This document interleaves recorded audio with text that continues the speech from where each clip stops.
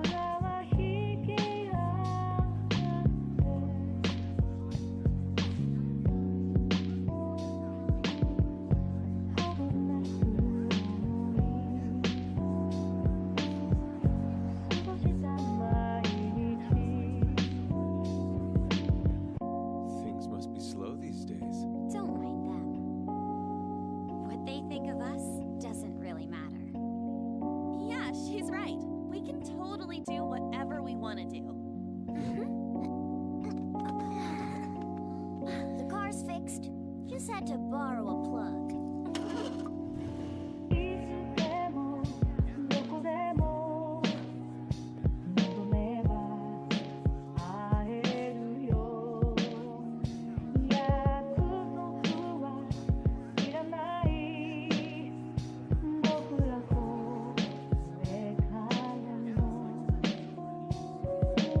Nice job on the first try. All right, let's roll. Now that we gotcha, we ain't taking you straight home. Hey, can I ask something? My friend's in trouble, and I'd like everyone's input. Ooh, that sounds like fun. If this is any more work, count me out. You know you want to, Inari. I'm getting out. Why'd you blow?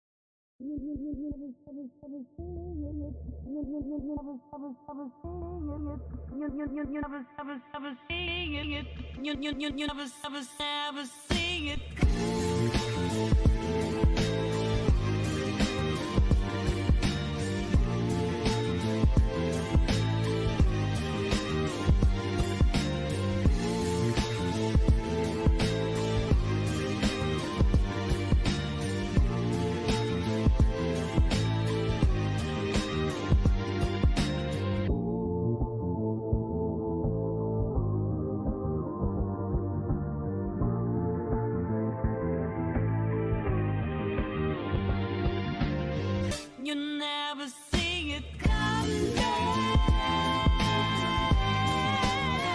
You say that my mind is too fast for a ride.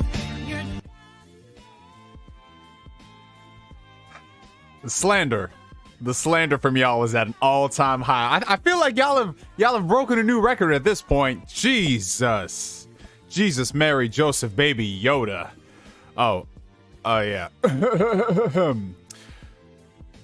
All right, we're back at it like a crack addict. Testing. 1, 2, 3, 4. Is this thing on? Man, I'm just so distraught. I ain't even gonna front, y'all. I'm just so distraught. Here I am thinking, yo, it's gonna be a great stream, and I'm just getting slandered in the comment section beforehand. Jesus.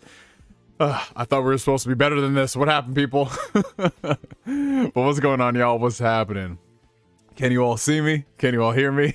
What's going on, y'all? Let me go ahead and let me just grab the chat real quick. Pop out chat. Drag this bad boy right over here. Okay, so starting off at the top. Okay, who do we got here? All right, so we got the homie Flame, Joe, aka Flame. Oh, I see you've changed your username handle. There we go. Poggers. Oh, and then we got an early $5 super chat from the homie NintenDon, the Otaku. Appreciate you, my brother. Neo. Oh, okay, this is a Doki Doki reference. Okay, so for those who don't know, last year, I believe it was last year, we finished up playing Doki Doki Literature Club. And all throughout that game, because it was a visual novel for the most part, I was just doing all the voices, and because there were so many different girls, different high school girls, I had to find a way to differentiate them. You know what I'm saying? So there was one character. Who did the that was not Monica. It was it the really tiny? It was the tiny pink hair chick. I already forgot her name. Shit, I know y'all about to roast me in the comments for that. But yeah, because you know, cutesy Japanese girl sounding voices are just for me. I wanted to make it funny, so I took her lines that she said, and I just made it all throughout the stream. Even if it didn't call for it in the scene, I just made it so crazy. So Neo GameSpark, aka the maniacal mayonnaise molester. Whoa, can you retract that comment, sir? I feel very uncomfortable with that. Jesus. Returns to his regularly scheduled time slot for this week's Ask Neo. Well, you see, that part is true. So about like 66% of your super chat is on point. Let's see who else we got in here. We got Jason J Fam. Hey, how about that Peter Pan and Wendy movie? JK, it's dead on arrival. Neo Man Listen GameSpark. Yeah, I bet that's my name. I need to put that on the shirt. Just put like Man Listen on the back. It's like Man Listen. Jesus, the show is about to end. NeoGameSpark, I can't raid you. Oh, why can't you raid me? Who is that? Is that Addict? Is that Addict? I'm not sure. That's definitely Addict. If it's like a Tuesday, Wednesday evening, it's most likely Addict. The show is about to end. I can't raid you. I don't know anything. YouTube has rating now? Is that a thing? That's surprising for me. Holy shit. But I know YouTube, they've been slowly but surely adding features to try to compete with Twitch. Let's see. I guess the spark in NeoGameSpark comes from Naruto, the orange spark, who's always late and abandons his family. Jesus, don't. You just equated Naruto to being a black dad. Jesus. But no, that's not where the spark comes from. Oh, man. Listen, I'm going to be there for my streams. I'm going to be there for my streams on time. You know, because listen, I show up at 6:32. That's like 6:30 in some time zone. Hey, Central time zone, I'm early. So think about that for a second. Think about that, y'all. And then here's a whole bunch of slander in the comments. Y'all gotta get a new hobby, I swear. We got Sean Wachowski in the chat. What's up? We got JMac19. We got David Biglad. And we got DIMWITMONKEY. Gentlemen, what's going on? We got Zubin Jacob. Bro, this music is so comfy. Yeah, man. If you guys are interested in the background music, it is called Persona Lo-Fi. Yeah, it's Persona and Chill 1 hour lo-fi mix. Every now and then I switch it up between the Zelda and Chill and the Persona and Chill, but lo-fis are definitely the wave for these ass Neos. We got Zubin Jacob. Yeah, I already said that. We got Lockdown Stratus, fashionably late to his own stream. I wasn't even, you know what? Listen, I'm leaving it in God's hands. This is just where Neo cancels the stream. I was this close. I was just about to say, you know, man, these people, I'll go back to playing some video games. Golly. We got the amazing CJB. What's up, Chris? We got Pi Studios, the big Sambroski. What's up? Let's see. We got Nike in the chat. What's up, my brother? We got Michael Wells. We got Yadogami. We got Dylan Collins, Julian Phoenix, the Arsonist. What's up? Hibachi. All right, we got Ace Breaker. What's going on, gentlemen? It's good to see you guys. Fun speculation. Hey, we got the homie Mav in the chat. What's up, Mav? Mav, you know, it's another week as usual. These people bullying the living crap out of me. Oh, and then we got Hustle and Motivate in the chat. What's up, my brother? As you can see, you know, there's a whole bunch of bullying happening. I'm not even 10 minutes into the stream. Just the slander that I've taken on the last day of Black History Month, no less. This is how y'all do me? It's supposed to be a celebration, but you know what? I will say at least y'all are consistent. At least y'all are consistent with the slander, whether it's Black History Month or not. You need to change it? What do I need to change? I gotta go into my YouTube settings to change something? Hold on. I'm very much so a grandpa. So I'm gonna go ahead and see if I can change this setting.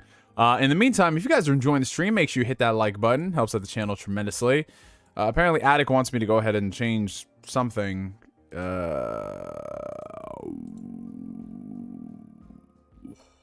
a minute. Where's YouTube Studios? There it is.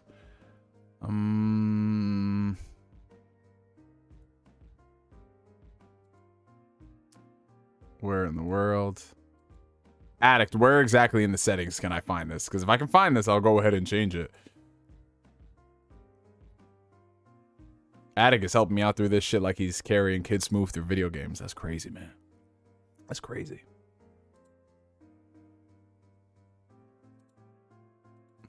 But let's see. Let me scroll down the list, do a couple shout outs, then we'll do the intro. Let's see. We got Epsidon in the chat. What's up? What's up? We got Steve Killer 952. What's up? What's up? Good to see you guys. We got Jay Ransom, Narukami 2D. We got Perp Minded. What's up, Perp Minded? Salute to you, my brother. Dominique Richardson. Let's see. We got AB James. Who else is in here? Julian Harris and the Warrior Fella. Okay, gentlemen, and ladies.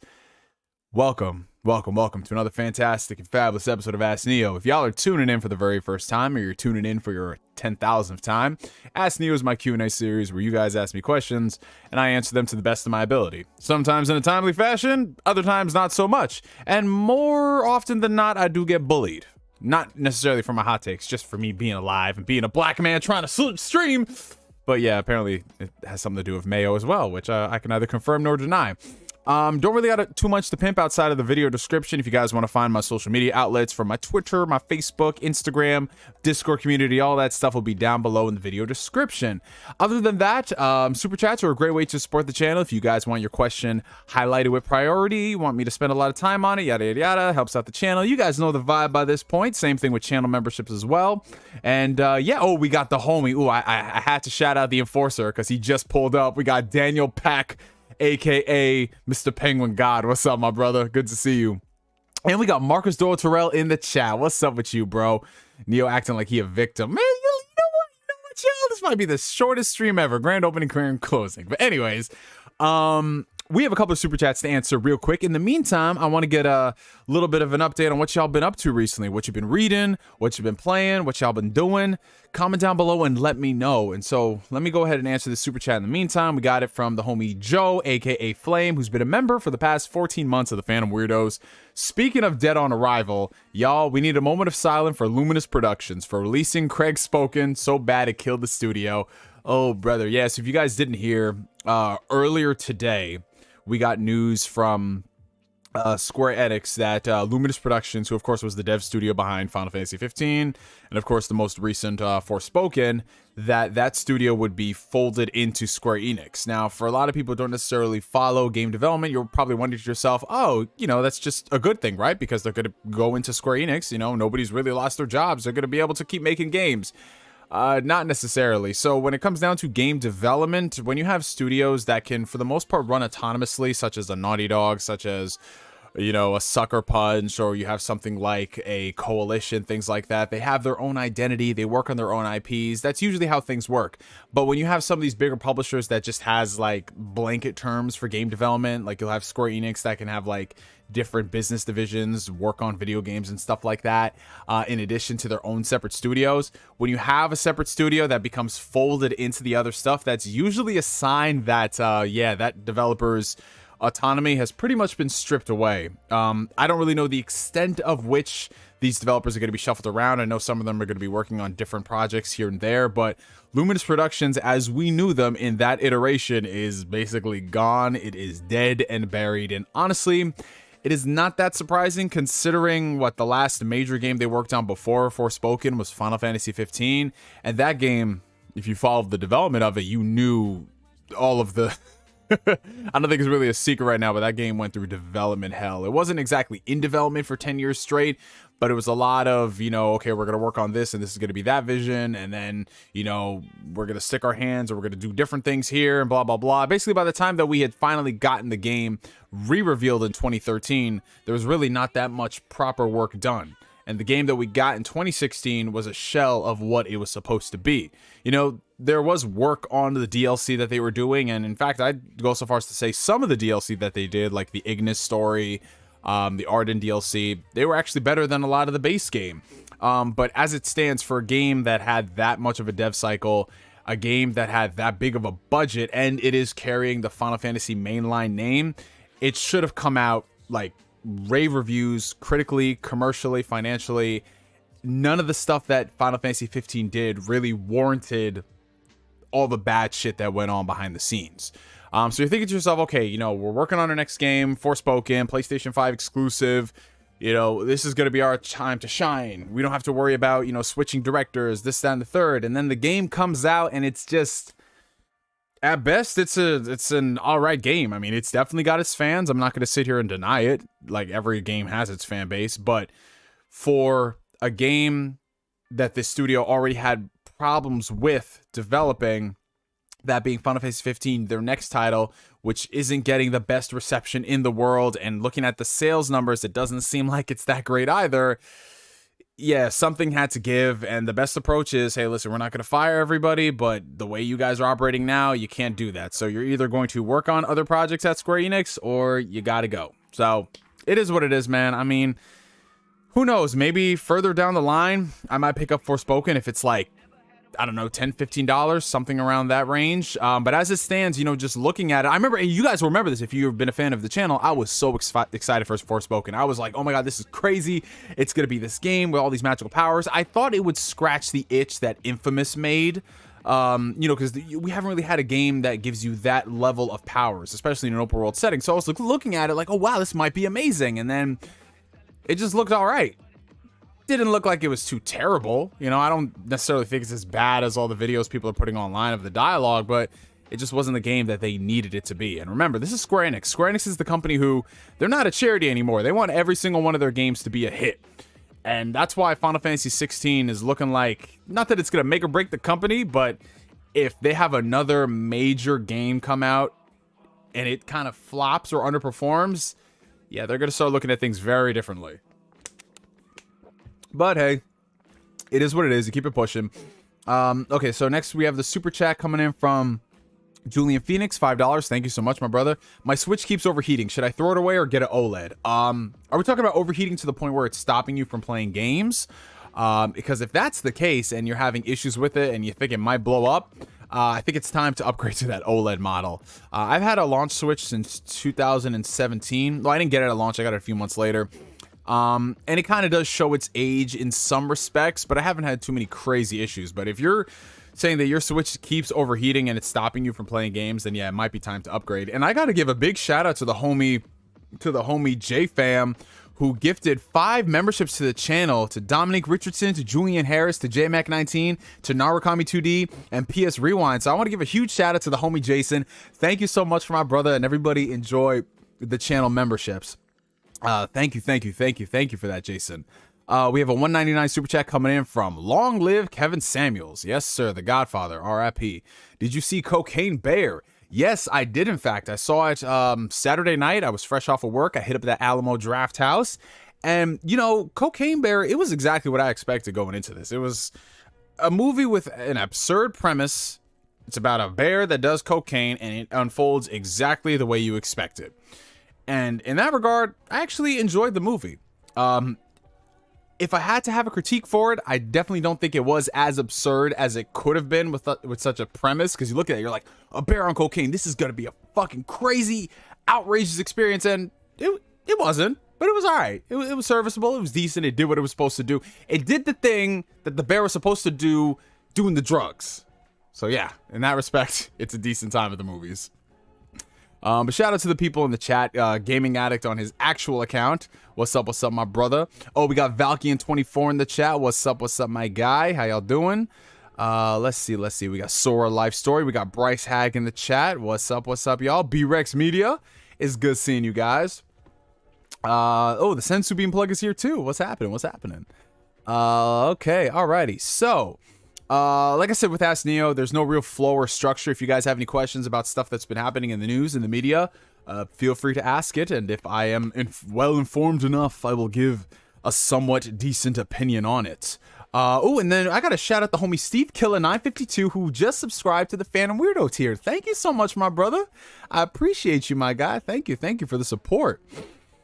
But yeah, going ahead and like just catch you guys up to speed on what I've been doing as of late. Your boy Neo, not been doing too much gaming over this past week. You know, I think I told y'all this before, but the way my brain operates is that I flow through my different entertainments. You know what I'm saying? So I might have one period in my life where I'm really obsessed with video games and I'm putting in a ton of hours. And then I might have a period in my life where I get really obsessed with watching movies. And then it might be reading books, things like that. So it's definitely one of those things where right now I'm definitely in a movie watching mode. So it's like every single night before I go to bed, I try my best to open a 4K Blu-ray from my collection. Because you guys know I'm a big proponent of physical media.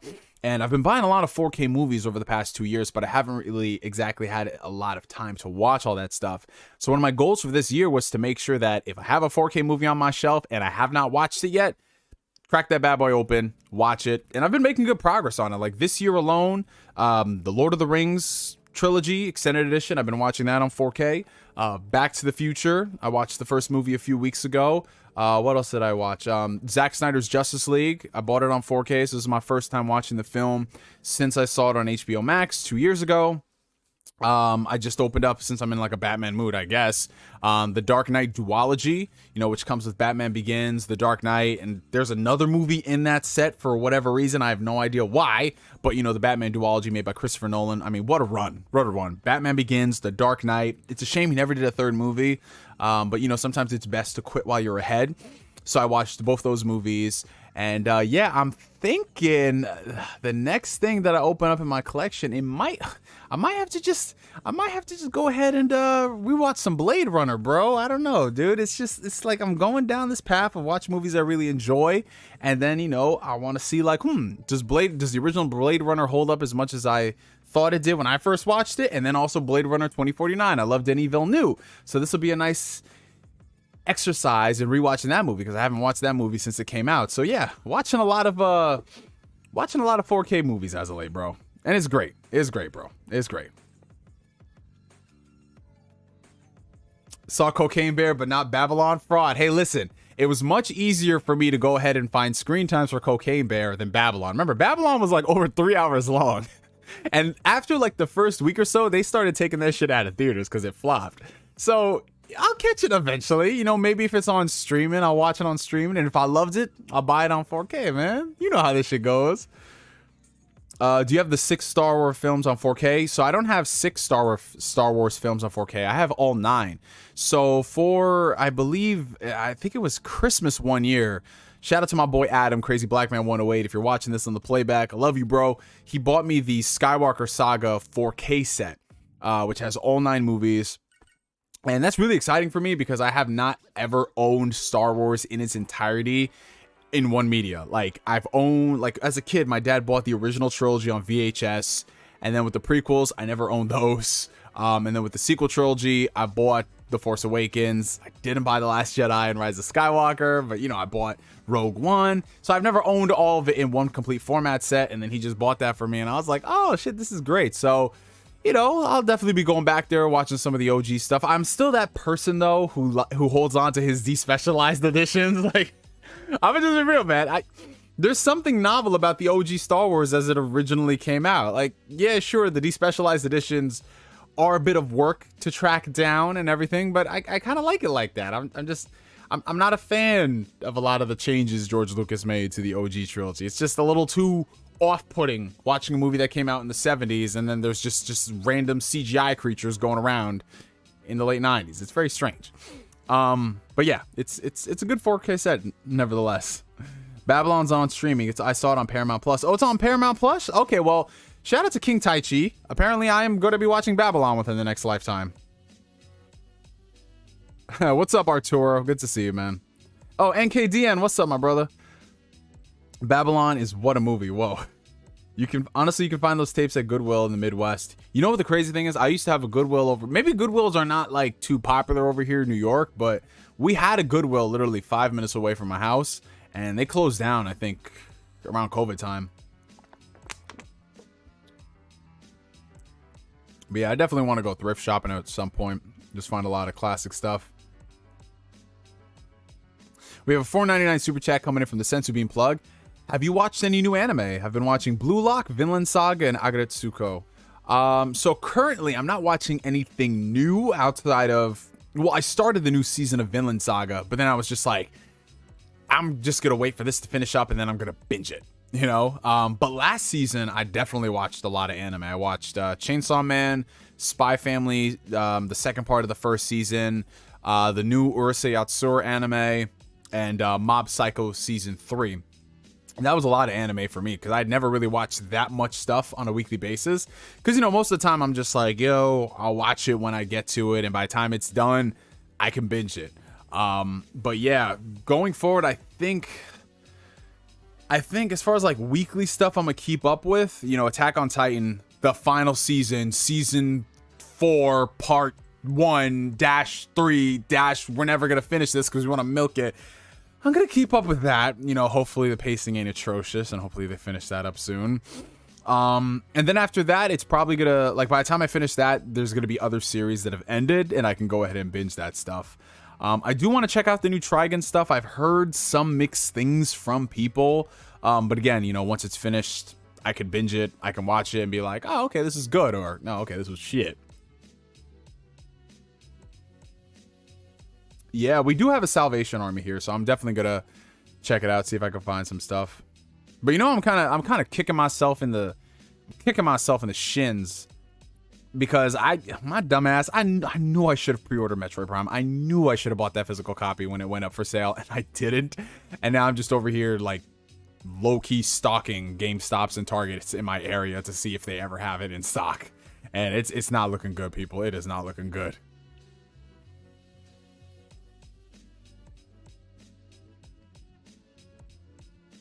Durara is great.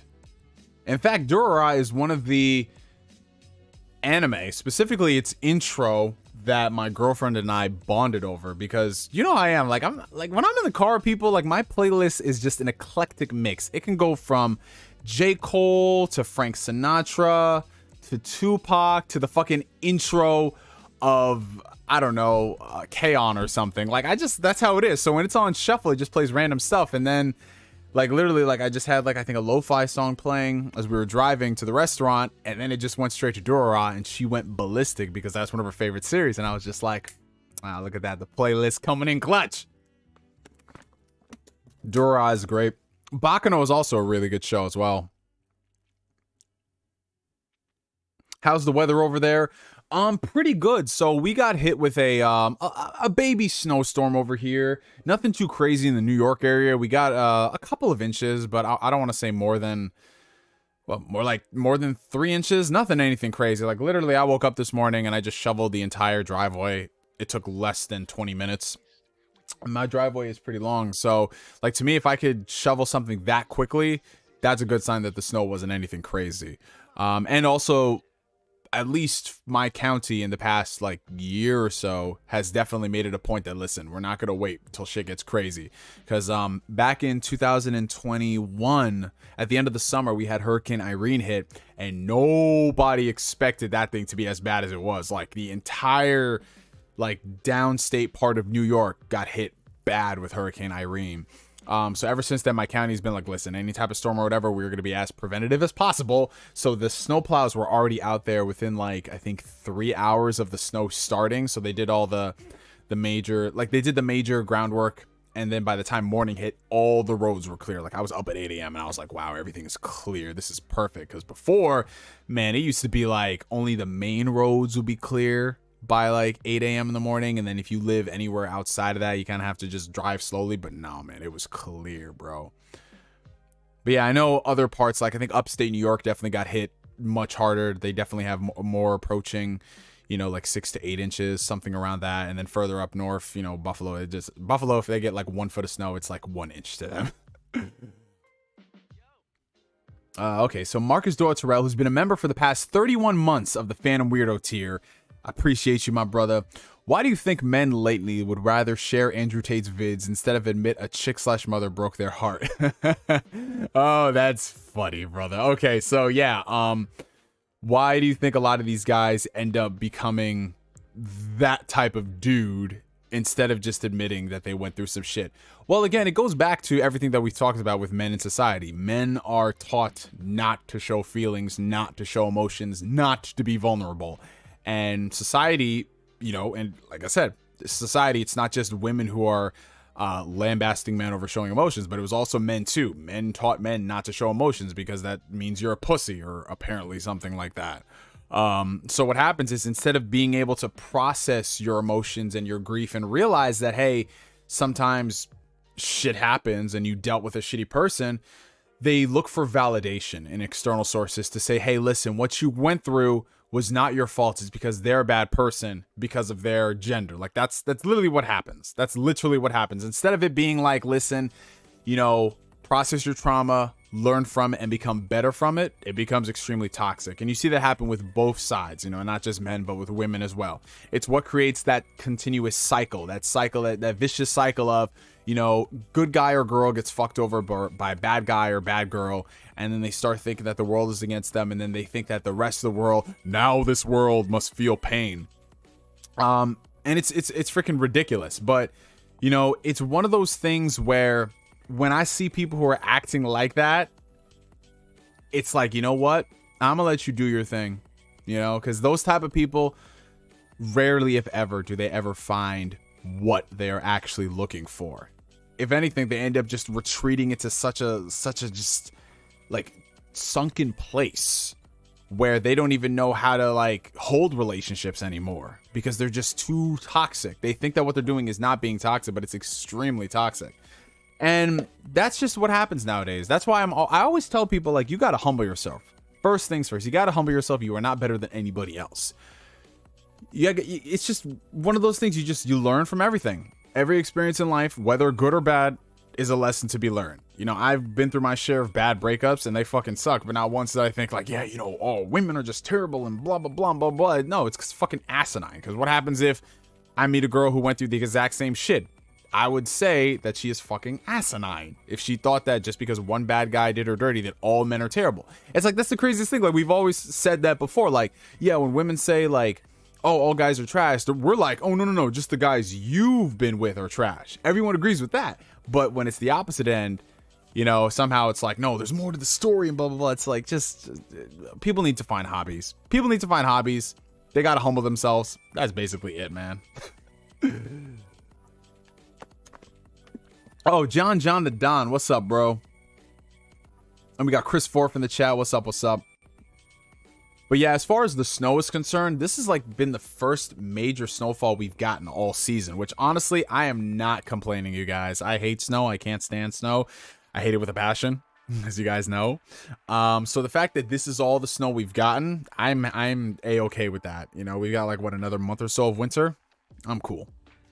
$5 coming in from Marcus Doterell again. What is your definitive French fry listing from at least 10 fast food places? Also, what are at least 5 restaurants that are absolute trash? Okay, so let's get into some tier lists, you guys. So this is the question for Marcus.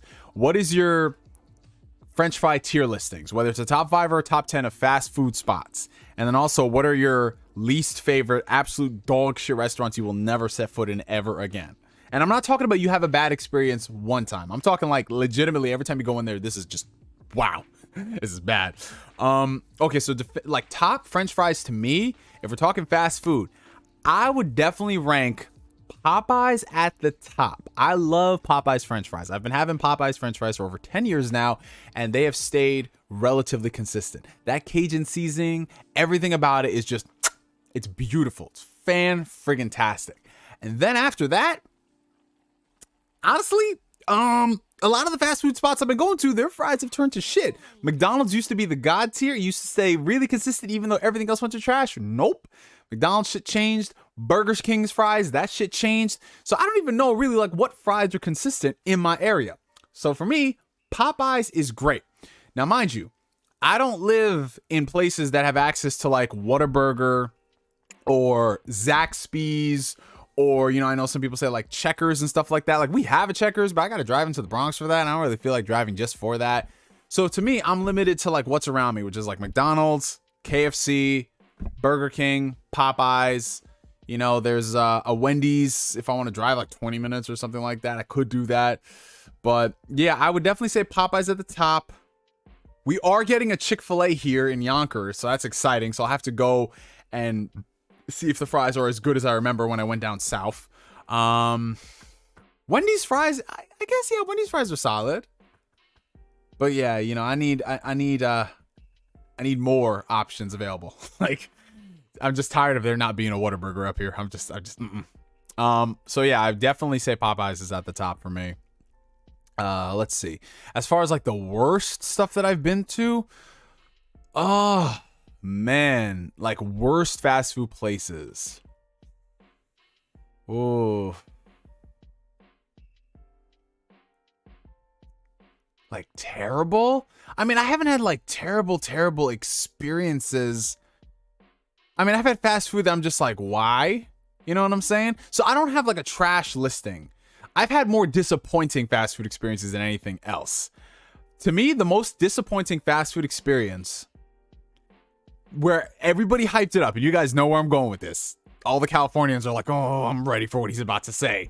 To me, the most disappointing, not saying it's the worst, but the most disappointing fast food experience was without a doubt In-N-Out Burger.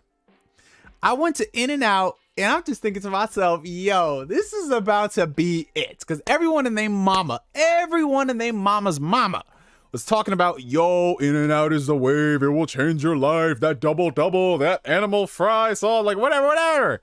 I go there and I'm just like, it's okay. This is alright, you know. But the way people were hyping, like they were just crying on the floor, groveling, like I was expecting so much better, man. So I would say In-N-Out is my most disappointing experience. I will go to an In-N-Out if there is nothing else available.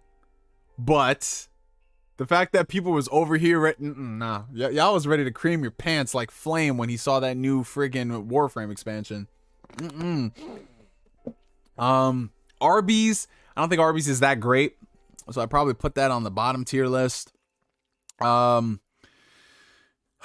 I liked Culver's. I know some people are saying Culver's, but I really enjoyed Culver's when I went there. Now, granted, I only went to Culver's once, and that was like 7 years ago. About to be 7 years ago. Jack in the Box. Listen. I fuck with Jack in the Box. Jack in the Box. I had that breakfast burrito, and I forgot. Did I have tater tots or I had something? But I fucks with Jack in the Box. I like Jack in the Box.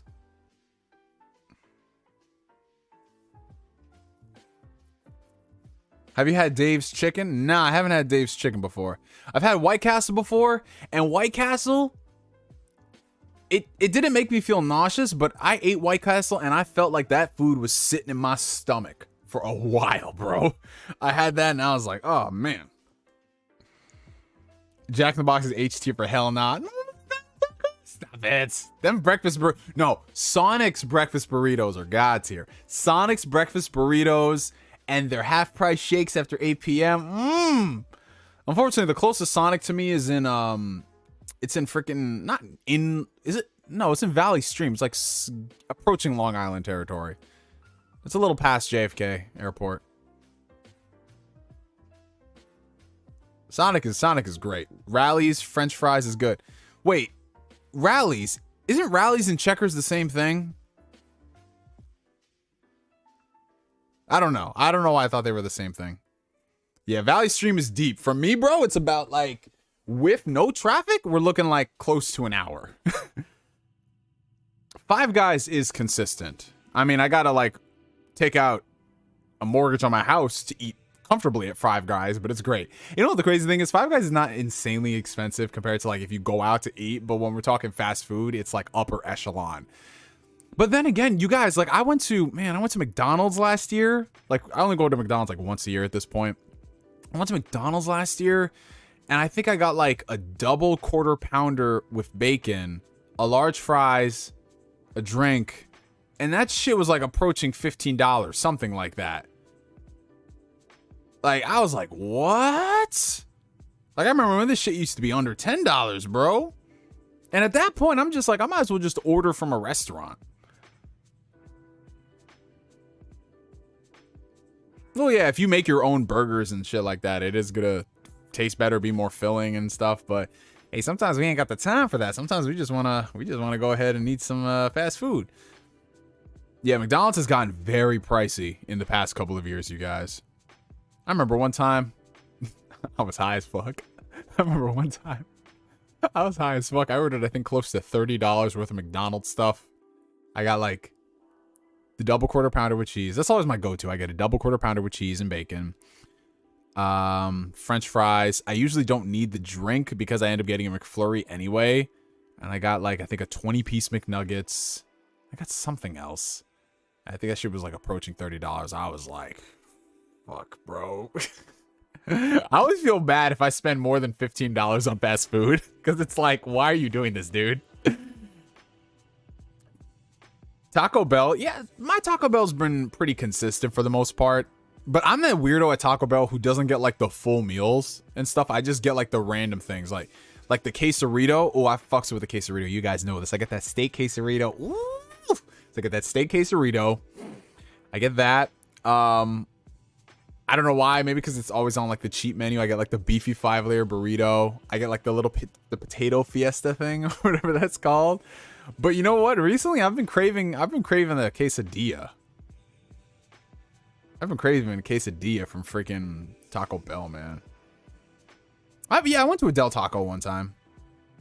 I love how I mentioned restaurant and Don Otaku is just like, this is that tier. Crystal is K tier? What's that? Yo, Taco Bell, when you coming home from the bars at 1:30 in the morning, Taco Bell might as well just be crack, bro. Oh, you're going to California tomorrow, Dana Pack? Okay. Yeah. You know what? I wasn't too crazy about the Dorito Locos Taco. I really wasn't. I had that and I was just like, nah. And the Crunchwrap Supreme, I wasn't crazy about that either. But the quesarito and the quesadilla, that's my shit right there. I know y'all just about to cancel the fuck out of me. Do they have Nando's in America, Chris? Yes, they do. They do, Chris. They do. Whenever I go to like the Washington DC area, there's a ton of Nando's there, bro. And Nando's is a very good spot to get some chicken. I went there for the first time last year, actually. Yeah, when I went to Otaku with my sister. Yeah. Well, yeah, if you live in like Texas and you have Tex-Mex and all that stuff, yeah, don't go to like a Taco Bell or something. But it's one of those things where it's like when I'm drunk at 2 a.m. in the morning and there's nothing around me, I want Taco Bell. $5 super chat coming in from Marcus Doe Terrell. Thank you, my brother. How do you manage to stay disciplined with your diet without getting sick of it? Also, what are some signature dishes that you make that have people going, dang? So as far as staying disciplined, Marcus, it's basically there's only two things that I really do. Number one, I make food that I can see myself eating on a consistent basis. Now, I know that sounds like a very vague and general thing to say, but you kind of have to enjoy the stuff that you're eating, you know? So I break things down into proteins and carbs and fats and stuff like that, and then I move accordingly. Now, depending on what my goals are, that will change and dictate what exactly I'm eating. But regardless, I make sure I season my food. I make sure the stuff that I'm eating not only is it going to nourish my body with nutrients, but it's also stuff that I would see myself eating on a consistent basis. So in that respect, I become a creature of habit. And number two, you got to realize that staying disciplined is something that you learn along this journey. And if it was easy, everybody would be doing it. So when I stay disciplined, not only do I have to make sure that the food tastes good, but I have to remember that I'm doing this for a reason. It's something that I have, whether it's a short-term goal or a long-term goal. It's something that I want to accomplish. And if the drive is like the goal you're working towards, if it is that important, that flame you have inside will never be extinguished. And like I said, if this was easy, everybody would be doing it. So as far as signature dishes are concerned, again, I'm a very basic creature of habit. So like the stuff that I'm making is not going to like make people go like, wow, what the fuck, blah, blah, blah. It is very basic, you know, protein, carbs, and fats. So like I'll make a stir fry, which will have some type of a protein. You know, I might have this on the side. You know, I might have like a lot of stuff. I might have a big side salad and I'll have protein in there. But nothing that's like too crazy. Like, yeah, I just made this bomb ass blah, blah, blah. You know, it's just like, yeah, I'll cook a salmon, I'll blacken it, and then I'll have like a side of wild rice or something. And then, you know, on the side of that, I might have a side salad, you know, chop up some avocados, put some tomatoes in there, you know, some light dressing, You know, it's just simple shit. Because I feel like if you don't make this stuff simple from the get-go, then it's going to become harder to maintain long term. But if you make it so simple as, okay, this is the chicken breast, this is ground beef, this is salmon, these are eggs, and then you can move from there, that's how you can instill habits in yourself. But then other than that, you know, realize that this is, so this is the third point, realize that this is a life to be lived. I don't think that you should necessarily have the same goals and things you're looking forward to doing like year round. So if your goal is XYZ, make that your goal to focus on for the near future, but realize that like having one day where you don't adhere to the goals isn't going to kill you. So like, let's say for example, if my overall goal for the next, I don't know, 3 months, just throwing things out there, is to lose 15 pounds. If my goal is to lose 15 pounds the next 3 months, if 6 out of 7 days out of the week, I am making sure I'm adhering to everything, doing what I'm supposed to, going to the gym, doing my cardio, making sure I'm within my calories, blah, blah, blah. That one day or that one meal is not going to set me back like the world is ending. You know what I'm saying? Now, if you make it a consistent habit where you aren't adhering to your goals and you're not doing your workouts and you're not doing your cardio and you're not eating right, then yeah, having a lot of those, you know, nights at the bar or those binge nights where you're eating like a whole pizza pie, sure, that's probably going to be an issue for you long term. But I'm human. I like to go out and have a burger. Like my girlfriend's taking me out on a date tomorrow. We're going to this burger spot. I'm gonna have a burger. I'm gonna have wings. I might have a drink. It is what it is. Chill. I'm gonna enjoy myself. I'm not gonna sit here and say, nah. Likewise, if let's say, for example, I already had one of those nights this week, if I went out with her again, I'd probably be a little bit more conservative. I wouldn't necessarily go for like the most unhealthiest option. I might have a more leaner option, things like that. So yeah, it's about enjoying your life, but at the same time, knowing when to put your foot down when necessary. Isn't cheating when it's every day. Well, that's true. That's very true, bro. $4.99 from Sensu Bean Plug. Do you go to clubs? If so, do you have any crazy stories? So let me be real. I've only gone clubbing a handful of times in my life. Well, a little more than a handful, but as a general rule, I don't really be going out to the clubs like that. Number one, first things first, when the people I go to the clubs with, they always trying to do shit mad fucking late, bro. And I'm at that age right now where I'm just like, can we start the festivities early and then have everything wrapped up by 1 a.m.? You know what I'm saying? Because sometimes they just be like, nah, man, we going out at midnight. And I'm like, if we going out at midnight, we are not getting back till 7 a.m. at the earliest. So like for me, like it started out in my early 20s as like going out and about and going spots. And then I peaked in my mid 20s. And then ever since then, it's just going downhill and I want to do shit earlier. So as far as like crazy club stories is concerned, oh man, I mean, I've seen some wild shit go down. Like this isn't even crazy, but I saw a guy get thrown out of the club at the beginning of the night, and then I saw that same guy somehow get back in there 2 hours later. I was like, how the fuck did this happen, bro? This man was like magic. Shit was insane. Like, I mean, you see crazy shit happen at the clubs all the time and stuff, but like nothing like the movies and shit like that. I'm sure there's some people out there saying, I got a club story, and I'm like, go for it. But most of my crazy stories come from just hanging out and about with friends when we are just drinking. Like whether it's like at a restaurant or we're at a bar, it's the events surrounding us that happen. So it's not necessarily about going to the club and shit and shit happening there. It's just like you guys remember that E3 California trip from a few years ago. That shit was a fucking movie, bro. That's most of the stuff that happens. But what's going on to all the new people in the chat? What's up, y'all? Let's see. Shawshank Redemption in 4K though, absolutely peak cinema. Yeah, I can't wait to add that to the collection. Oh yeah, Daniel Pack is saying if you guys are enjoying the stream, make sure you hit that like button. Listen, you guys don't want the penguin coming after you.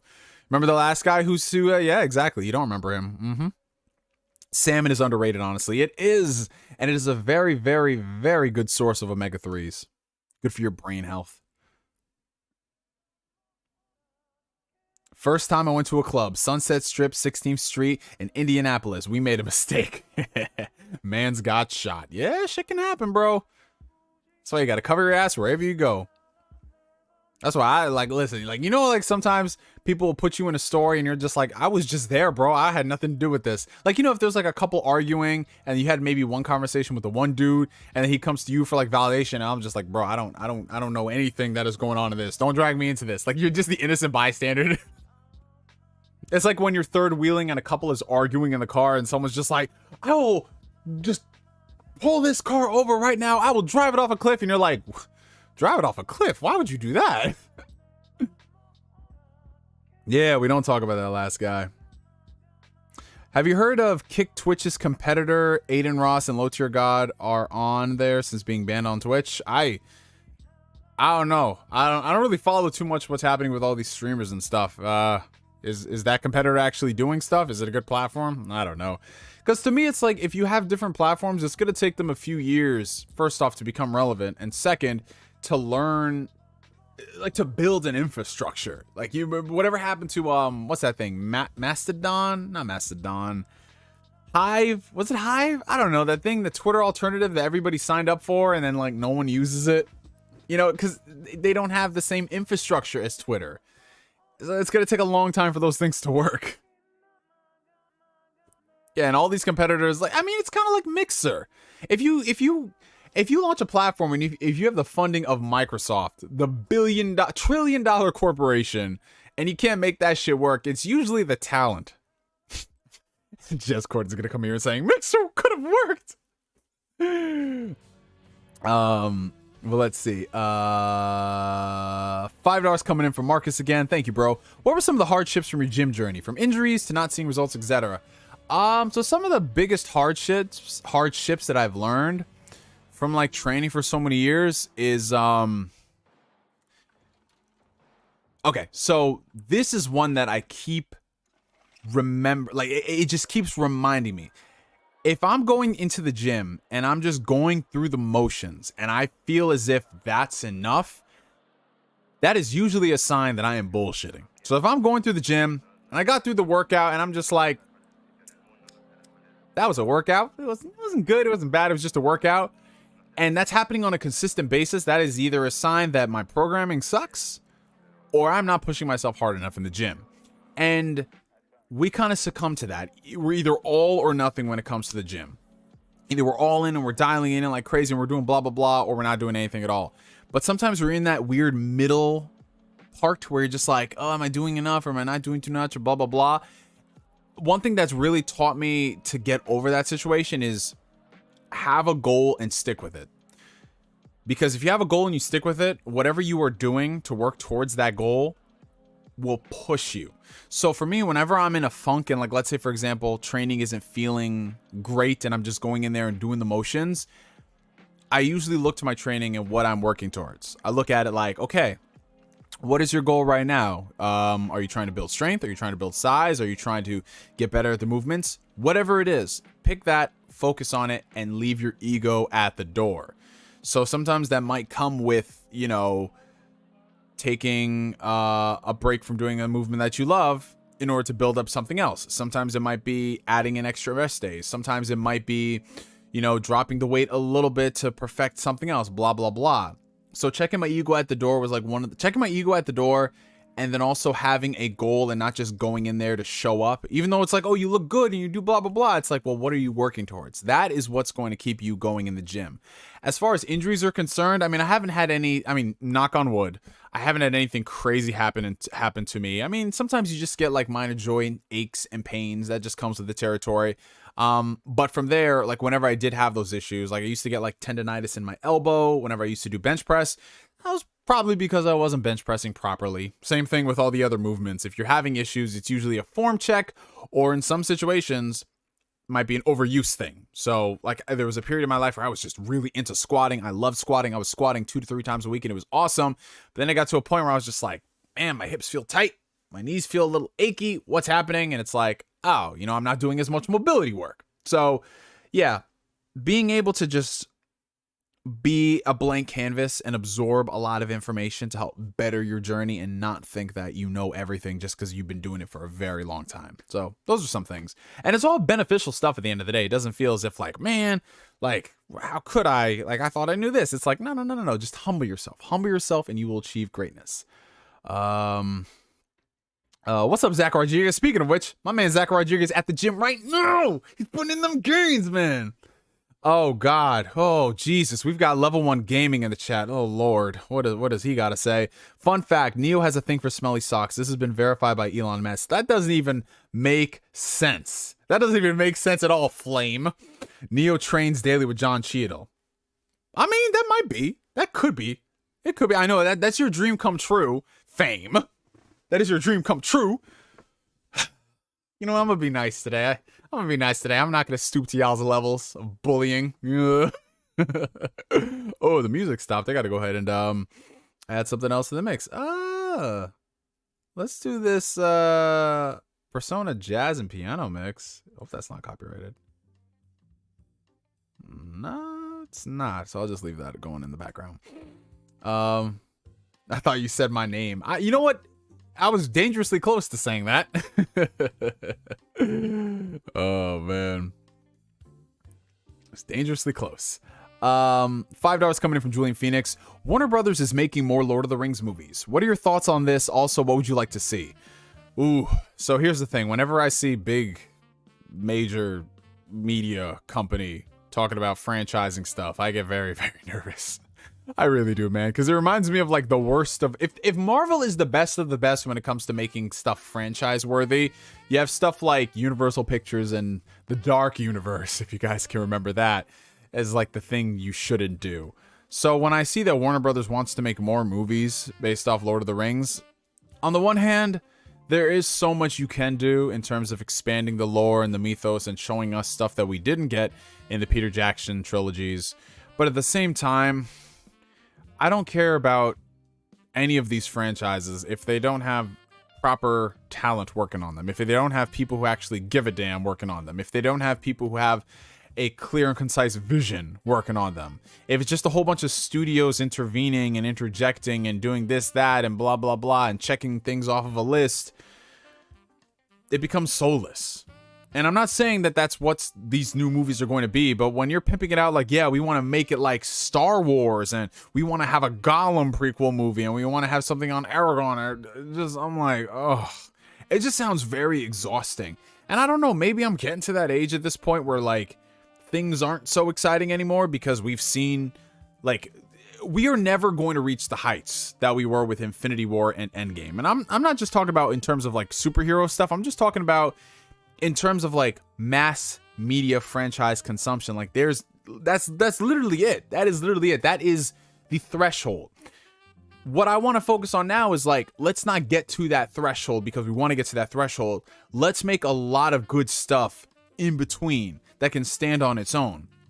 That's what I care about more than anything. But what they're hell-bent on now is just franchising stuff. Like John Wick, for example. I think like John Wick is a very solid franchise. 1, 2, 3, and we're going to get 4.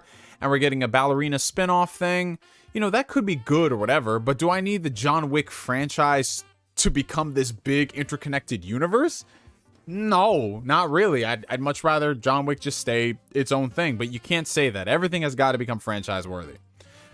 To me, if we can see more of these companies come out with stuff like Andor, like the Star Wars series, I would be much more excited for the future, because Andor is doing something that, yeah, it is a Star Wars property, but at the same time, it does not feel like Star Wars in the general respect. And I think that you need things like Andor to come out in tandem with The Mandalorian, which does its own thing, in tandem with the Star Wars movies, which should be doing their own thing. If you could do stuff like that, sure. But when we're trying to make stuff like a universe for the sake of it being the universe, and we're focused more on building the universe than building a great experience, I get exhausted. Like, that's why movies like Ant-Man and the Wasp: Quantumania, while the film itself isn't terrible and the worst MCU movie I've seen, it's just exhausting because there's nothing in that movie that is even remotely compelling to, first off, make me like it as a movie, but also get excited for the future. Like, I get excited to eat the cake. I don't want the icing and the sprinkles. Like, that stuff is empty calories to me. The cake itself is just where, that's what I'm going to remember. But Ant-Man and the Wasp: Quantumania, it's like, ooh, post-credit scenes, sprinkles, get excited. Like, no. This is what we lambasted DC for a few years ago. Like, DC was just coming out with movies because they were trying to rush out and reach Marvel. It's like, no, can you build up this stuff that we can look back on like 10 years from now and be like, wow, that was awesome. So, yeah, it's just honestly, like, when I see stuff like, yeah, we're doing this, and we're gonna make a universe out of it. I'm just like, honestly, I'm sorry, but shut the fuck up, bro. I don't care. Like, come out with an Iron Man 1 and have that be a great movie. Like, let's focus on that. Like, let's go back to not assuming that people are gonna show up for your movies just because. Let's go back to like, yo, we got one shot and that's it. And then the second time, yo, we got one more shot, but that's it. Now it's like, oh, you didn't like Ant-Man and the Wasp: Quantumania? Well, you know what? Check back in 2 years. You might like the Kang Dynasty. That is just so soulless, bro.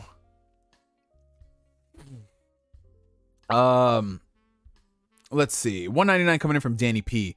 What are your top 5 most anticipated Xbox games? Ooh, top 5 most anticipated. All right. So, based off what we've seen so far, like, I don't want to get too excited about stuff that we don't know anything about. So I'm not going to say I'm excited for, like, you know, Perfect Dark, because we really don't know anything about that project. Like, we know it exists and apparently there are people working on it, but we don't know much about that game. I'm more excited for the things that we are going to be playing in the near future and the stuff that we actually have tangible stuff that we know about. So honestly, right now, the only 2 Xbox games that I am really excited for are Starfield and Redfall. I mean, no shock and surprise. Like, where's Forza on the list? Well, Neo's not a big Forza gamer or a racing gamer. Like, I like Forza. I like Forza Horizon. That's fun to play. But Simulation Racer, the mainline Forza Motorsports, and Gran Turismo, they're not my cup of tea. So I'm not even really gonna even download it. I might like fuck around with it for a weekend, but that's just basically it. So yeah, Redfield and Starfall. I knew I'd make that freaking... I remember I had such a problem with it in the beginning and I got over it in 2022 and now it's back. Redfield and Starfall. Like, Redfall definitely looks like my cup of tea as far as it being a game that I would enjoy myself playing or enjoy playing myself. I'm all over the place tonight, you guys. I'm sorry. It's been a long week and it's only Tuesday. And then of course Starfield, if it's on the level of, you know, my enjoyment for Fallout 3 and Skyrim, then I'm probably really going to enjoy it. I mean, I want to get excited about Fable, but they haven't shown us anything and it's been 3 years. I want to get excited for insert what X Studio is doing. I want to get excited for the next Coalition game, but we just don't know anything, so I can't sit here and say like with certainty, like, yeah, this is it. It's the same thing for PlayStation. Spider-Man 2 is really the only big exclusive they have coming out that we know about. Everything else is just, we don't know. Like, what, Factions 2 is apparently a thing, supposedly. It's our biggest project. I don't, like, what else do we know? We've gotten concept art and that's all we've gotten. That's it. So yeah, I don't know. Like, there was an era of my life where I was really excited for the idea of games, but until they talk about the games and they show the games, I just don't. Because it just, I think I've been burned too many times, you guys. You know, like, I've been burned too many times, like the Mass Effect Andromedas of the world, or, you know, the Final Fantasy 15s and stuff. Like, it made me like wait to see stuff and then wait to hear the developers talk about stuff. That's basically the gist of it. All right, let's see. $2 from Marcus Doterell. I'm feeling nostalgic today. Did Naruto kill Toonami? Oh my god. So for those who don't know, this is in reference to a video I made years ago. I'm talking years ago, like over a decade ago, where I was answering this. Well, I wasn't really answering a question, but there was this notion going around in the Toonami community, people who watched anime on the Toonami block on Cartoon Network. A lot of people blamed Naruto for its demise because, you know, Toonami used to be this really big hub for a lot of anime content. In addition to that, we also had American cartoons on there as well. And you know, the French dabbled in stuff like that. Code Lyoko, that was on Toonami and Maguzi at one point. But towards the tail end, the Toonami block became nothing but Naruto. Like, I remember in the tail end, Toonami went from, I think, being like a 4 to 5 hour block, and it ended up being like a 2 hour block, and one of those 2 hours was just double Naruto episodes. And a lot of people were really pissed off because it's like, where's all the other anime? You know, where's all the other shows that you could be airing, and it's just Naruto. And I basically got on there saying that's not really Naruto's fault that it became popular and that was the only thing Toonami was focused on. Toonami had been on its way out for so many years because they didn't want to prioritize the block anymore. So the only thing they were going to put on there was the popular show, that being Naruto, and then Ben 10. They also put Ben 10 on there towards the end of its inception, or the end of its run. But yeah, I always thought it was a weird thing. Like, it was a weird hatred. Like, yeah, oh, I blame Naruto for the death of Tsunami. It's like, why? Like, Naruto, if it was a 6-hour block and it was just Naruto, sure. But it became a 2-hour block and it was just 1 hour of Naruto. So it's just, yeah, that brings me back. $4.99 from John McKinney. What was your first exposure to Batman? Mine was Batman Mask of the Phantasm from 1993 on VHS. I saw the trailer on the Free Willy VHS tape. Oh man, VHS days, bro. That takes me back. So yeah, my first exposure to Batman. This is really, really, really hazy, bro. Okay, so the first time I was really conscious, like acutely aware, was watching Batman and Robin. Like, that's the first time I can actively remember watching it, because I had seen the movie when it came out in theaters. I had the VHS tape, and I was obsessed with the Batmobile and the Mr. Freeze toy. All right, so that was like the first time I can actively remember this being a Batman thing. So yeah, my first introduction to Batman will be Batman and Robin. Like, that's the only thing I can remember. And then from there, as the years progressed, I got into things like the animated series. I went back and I watched the Bird movies, of course, the Christopher Nolan movies when they came out and things like that. But like, my first proper introduction, at least what my memory is recalling, is Batman and Robin. Batman and Robin, bro. Oh, man. I know someone's like, you poor child, you poor child. Hey, but man, listen, I'm not sitting here like regretting my time, because I watched the shit out of Batman and Robin when I was a kid. Like, looking back on it, yeah, that movie is terrible, but I'm not going to sit here and deny my memories and the feelings and the emotions that I had at the time. Like, I really enjoyed watching that movie. $5 coming in from Hibachi. I need advice. I'm traveling solo for the first time. Do you have any tips? Also, should I take Amtrak, Greyhound, or just fly? So yeah, as far as like travel tips, first off, it depends where you are going, whether or not you use the Amtrak train, you're taking the bus, or you're flying. So if the distance, like, okay, you got to let me know where you're going exactly, Hibachi, because that will dictate whether or not you should use one versus the other. If you are going like, let's say for example, like if I live in New York and I had to take a trip up to, I don't know, if I wanted to go to Canada, most of the time I would just drive up there. Sure, it's probably gonna be like an 8-hour trip, something like that. But 8 hours to me driving is really nothing, especially if I'm spending a couple of days there. Now, there is the alternative. I could fly and spend, close to $200 on a plane ticket. But for me, if I'm spending more than $200 on a plane ticket, I want it to be like somewhere that I can't get through driving, or something where I don't want to drive. Like if I'm going to Texas and I'm going to like California or something like that. If I'm spending like $200, $300, $400 on a ticket, I want it to be like out there. But if I'm driving something that's within like 5 or 6 hours, I'll drive it. Or if I have the opportunity to take the Amtrak, I'll spend the extra money just to sit and relax. So yeah, honestly, you have to weigh out exactly how much time you're going to spend doing XYZ and whether it's worth it to you financially. In terms of traveling by yourself, always be acutely aware of your surroundings. Just because you're in a really safe environment, don't do the touristy thing and just be like very vulnerable and blah blah blah, because you have to keep your eye out. There's a lot of people out there who are just like really nice, especially depending on what country you go to, but they're usually trying to get something out of you. And also just in general, it's good to stay safe. Don't really leave your belongings or your really important identification exposed to people, so always have it within close hands. If you have like pockets or something that you could zip up or they can't access that, or at least you can see them trying to access stuff from you, like pickpockets and stuff like that. Yeah, just in general, just be safe. Like, know exactly where you're going certain places, like depending on where you are staying.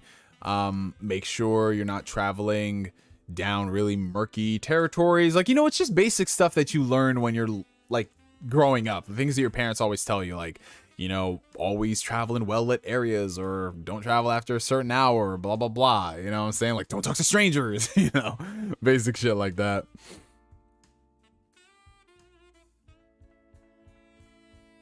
Yeah, that's right, Corey. Yeah, if you're going from New York City to Canada, driving upstate is very, very, very comfortable. It's a straight shot. You're not going to encounter crazy traffic or anything like that. The only thing I would advise is depending on the weather you are going, so don't necessarily drive up there when there's really bad weather upstate. But for the most part, it's just straight shot. You put on a podcast, just enjoy yourself, dude. You're going to Texas? Okay, so in that case, Hibachi, honestly, bro, I would spend the extra money if you do have the funds to just go get a plane ticket. Get a plane ticket. You know, the flight from where you're... Well, I don't know. Where are you coming from? You're going Texas to where? Because I'm just assuming, like, because I live in New York. So, like, for me, going from New York to Texas, you know, it's about, like, 3 hours or something.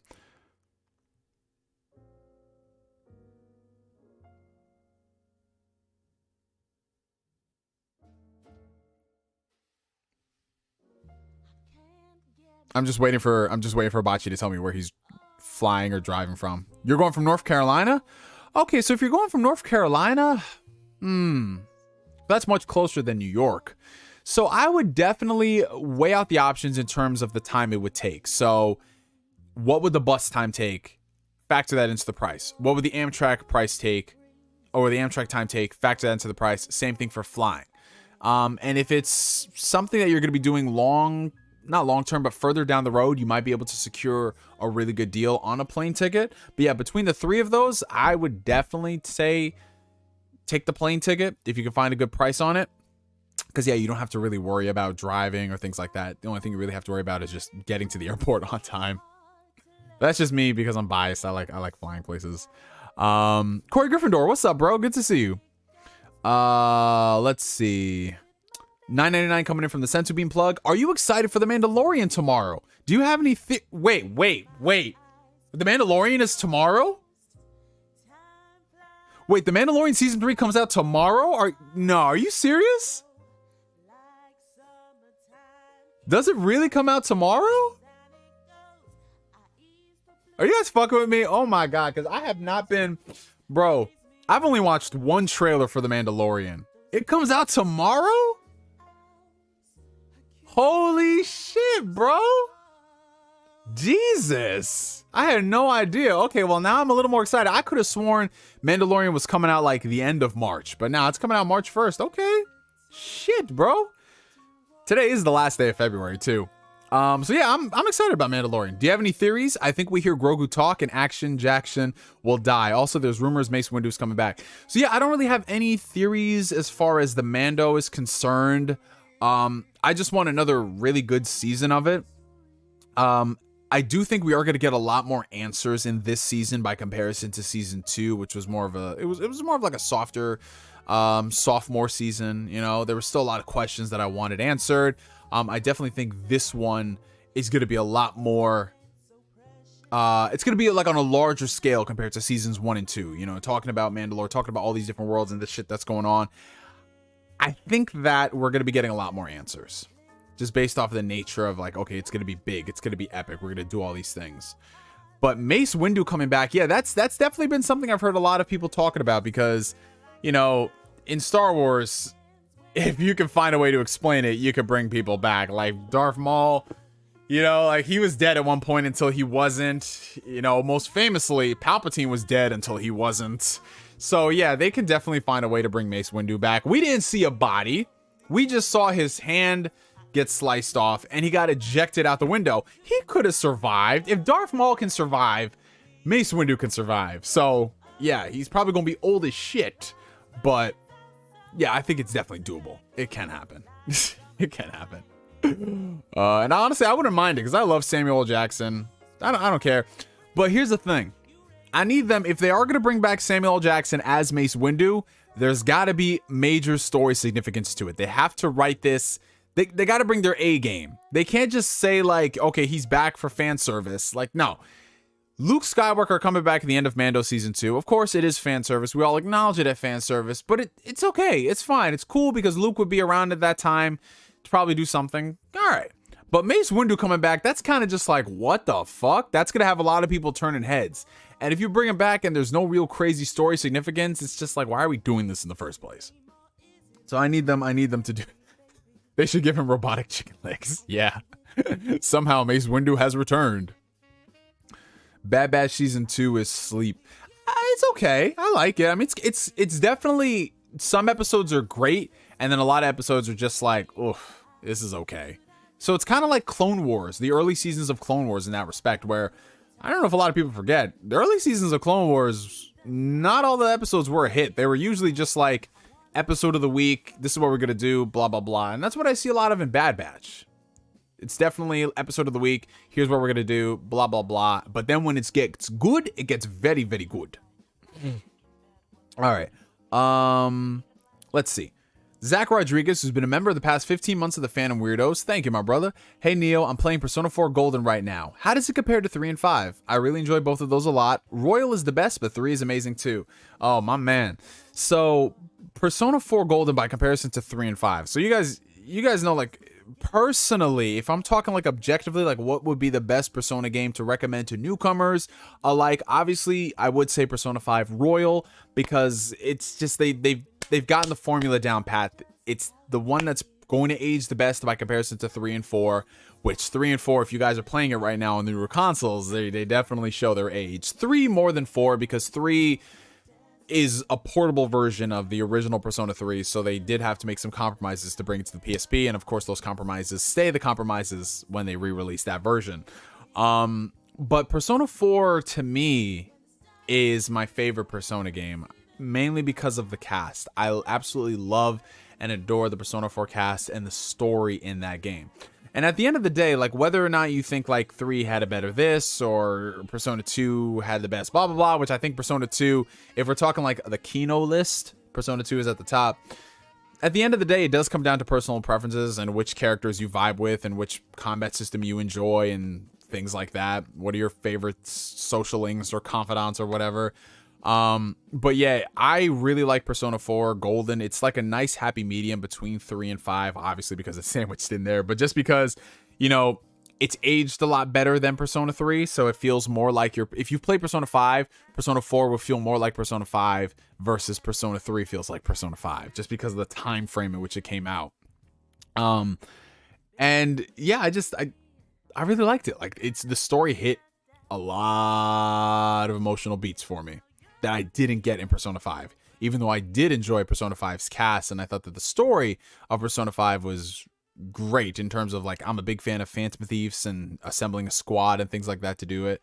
But I didn't really get as attached to the characters in that game as it pertained to the story, like the overarching story, versus the characters in Persona 4. I mean, I like them, don't get it twisted, but Persona 4,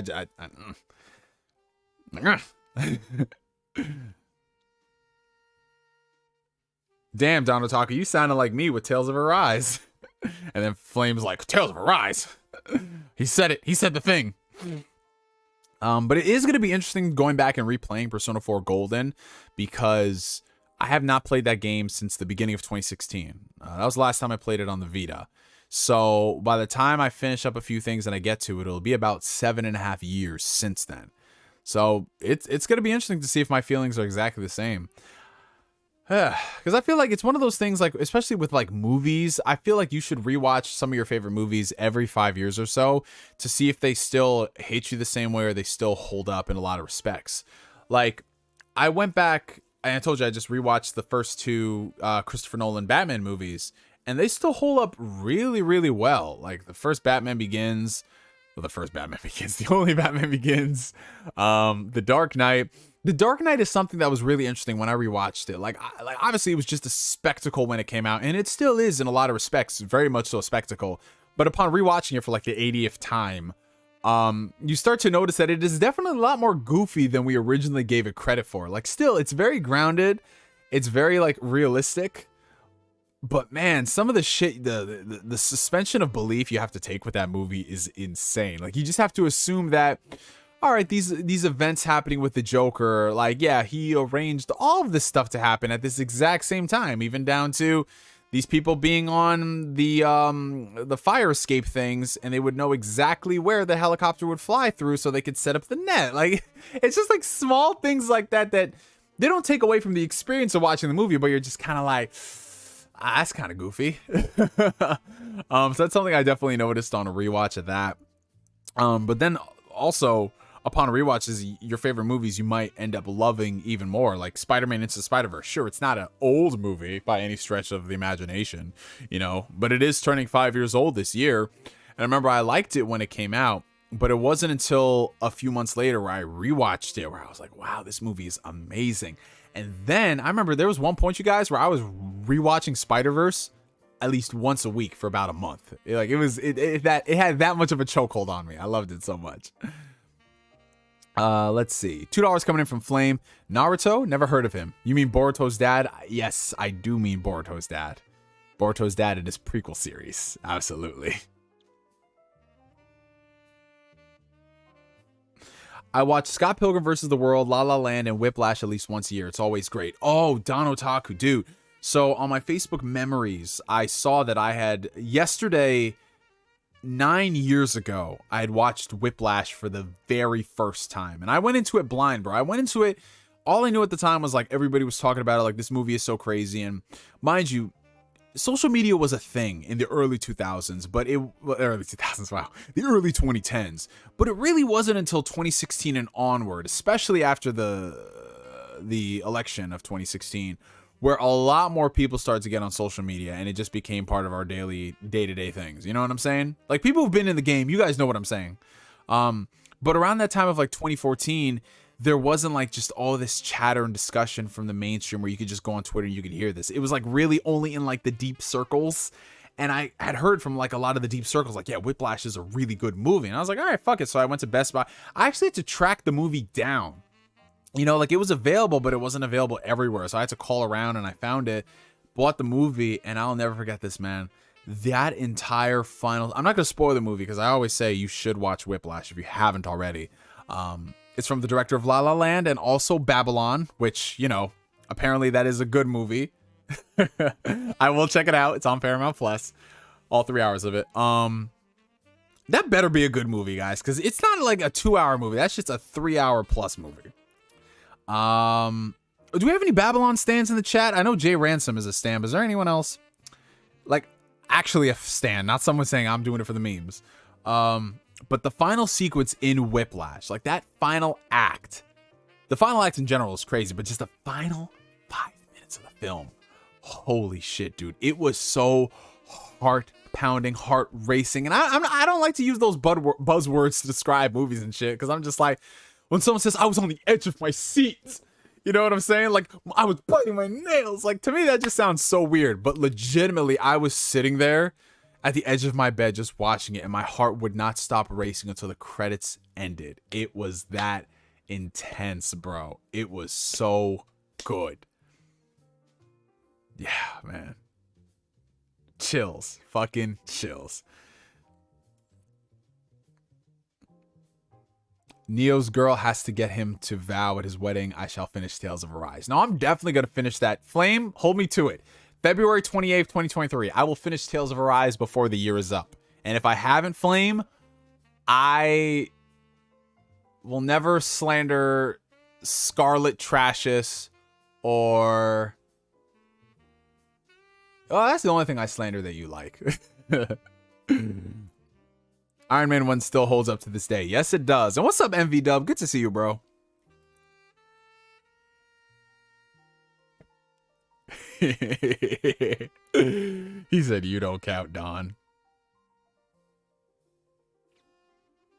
But yeah, I'm definitely going to finish up because I'm on the final boss. I just don't... You know what's stopping me, Flame? It's because I don't have enough items and I have to go grind to get galled to buy items just so I can go to the final boss prepared. And I don't want to drop the difficulty and beat it that way because I already played it on the harder difficulty. So I'm just like, no, I'm not, you know? Neo dodging good games like Arise and Trials. I think you're talking about Trails, Michael Wells. I'm not ducking Trails. I'm not. I have a campaign against one Black Bond because he's fucking annoying and I can't stand it. Now, every single day I'm reminded why Black Bond is he gets banned from Twitter because he deserves it all the time. Oh, speaking of Trails, see NVW, he's playing Trails. There you go.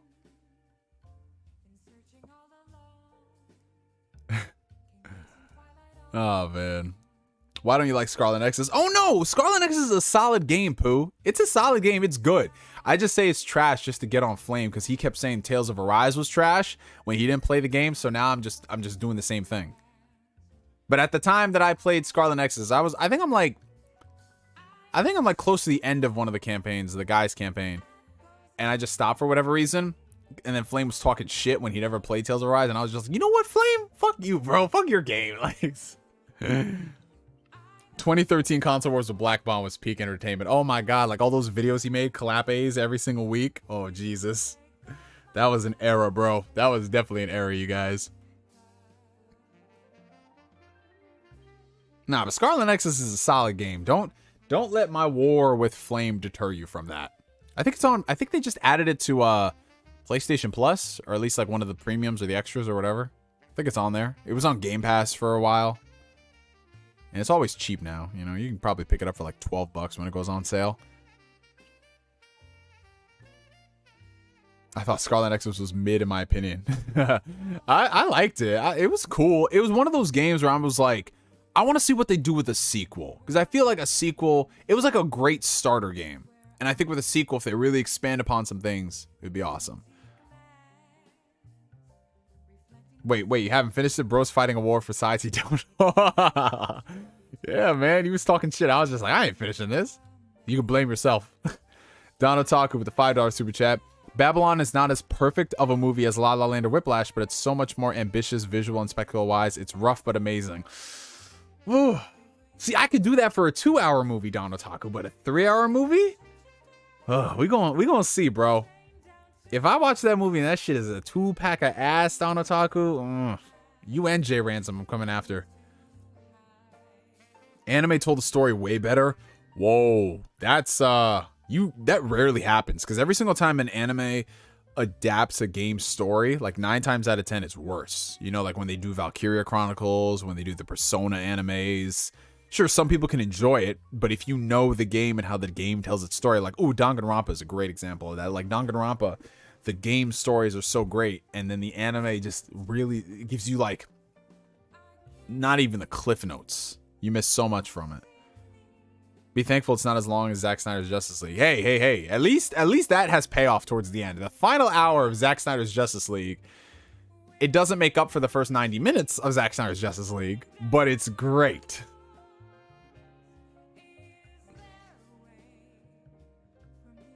Well, Scarlet Nexus had its anime launch at the same time, which is interesting, bro. Because most of the time it's like the game and then the anime like a year or two later. Oh god, Tales of Hysteria. I forgot Tales of Hysteria had an anime. Neo, you should remember this scene. When the main girl's sister got unalived in the game, you had to run off to keep fighting things. In the anime, there's a whole episode of grief over that scene. Fantastic. That sounds fucking dope, actually. Shit, I might just go ahead and watch the Scarlet Nexus anime and just call it a day, bro. Babylon is great from start to finish, and the ending of that movie is so worth it. You know what, Don Taco? I'm gonna load that up later, bro. And if not, you gotta eat Taco Bell for a week straight. Maybe not a week straight. You gotta the next Ask Neo stream, you gotta buy like $20 worth of Taco Bell and eat it.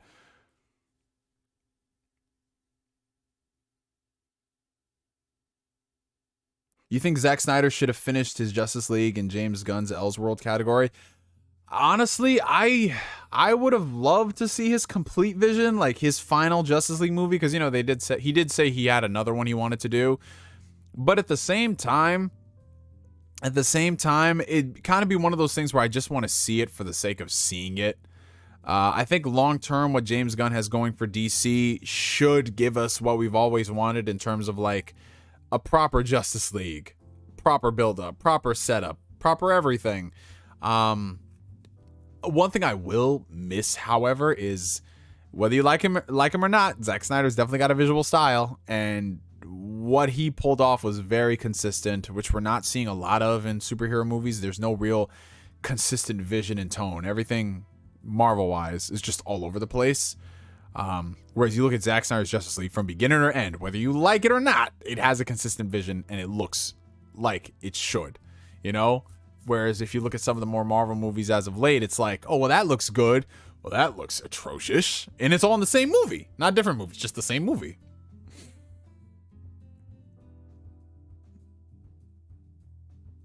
But only in theaters? What do you mean, but only in theaters? No, he has to eat the booty like groceries. Well, he probably eats the booty like groceries anyway, DIMWITMONKEY. So, like, I don't think that's really a bad thing for Don Otaku. That's not a punishment.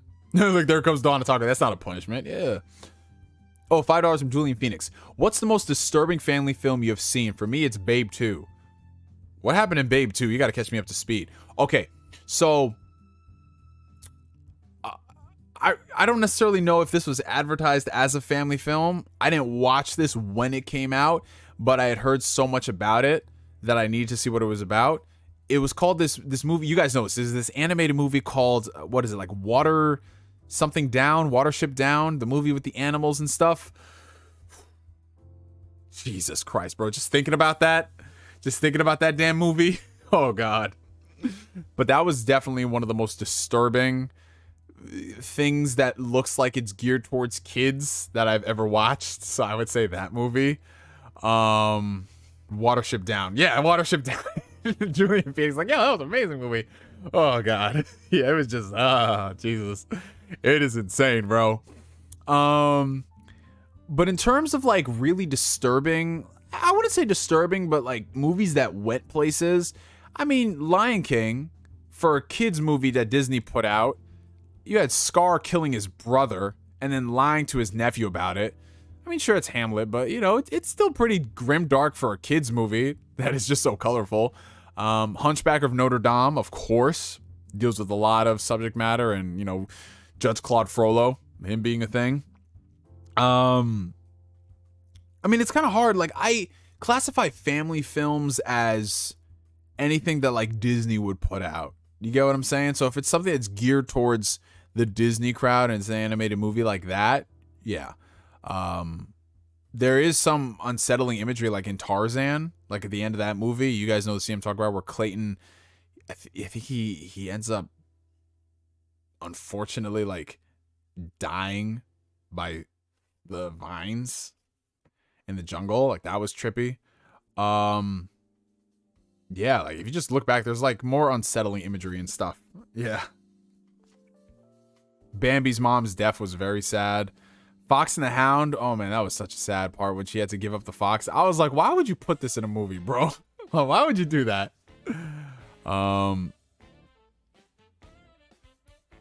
DIMWITMONKEY says, I mean, if you gotta think if there is any more Zack Snyder directed Snyderverse stuff, it'll most likely be much lower budget. I don't want it if it's straight to DVD quality. Yeah, that's the thing. Going into James Gunn's universe, I think probably Superman and the bigger stuff is gonna have the high budgets because Warner Brothers Discovery does not have the money like that.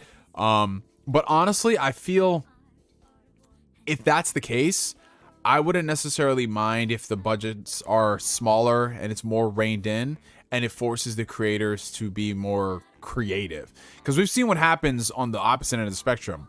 All Marvel movies now cost like $250+ million and they don't look it. And you look at James Cameron's movies, which are just a little bit more expensive, and they look worlds better. So I think the return to like smaller budget comic book movies is a necessity for the medium, because we're starting to see shit just get out of control. You know, like there should be no reason why. There should be just no reason why these movies cost like $300 million and they don't look like they cost $300 million. Yeah, Prisoner of Azkaban is 20 years old next year. That movie made me fear rabbits just a little bit. Yeah. Oh God, yeah. Littlefoot, The Land Before Time, when his mom passed away. That shit was still, to this day, that music, James Horner's score for that movie, it gets me every time. What's your hype level for Zack Snyder's Rebel Moon? I mean, if it's better than Army of the Dead, I'm down. I feel like he's probably going to put a lot more effort into that versus Army of the Dead. Because I saw Army of the Dead and I was like, yeah, Zack Snyder is very hit and miss with me. But yeah, I think Rebel Moon, what are they billing it as? Like Netflix Star Wars or some shit like that? But then again, I got to remind people, it's like, y'all got to stop pinning your hopes on Zack Snyder to make shit crazy. Like, Zack Snyder makes stuff that appeals to Zack Snyder fans. Like, and if you're not a crazy Zack Snyder fan, he's not going to be able to launch your universe, you know? Yeah, I know exactly what you're talking about, DIMWITMONKEY, yeah. If Snyder had to work with a budget, yeah. But here's the thing about Zack Snyder. I feel like if we gave Zack Snyder $200 million and we gave him a great co-writer, I feel like that's the best of both worlds, because Snyder has a vision. but his writing in the movies isn't exactly the greatest. And he just, like, you know, it's like George Lucas. He has a lot of great ideas, but it's like, can we just, like, iron some things out, please? You know?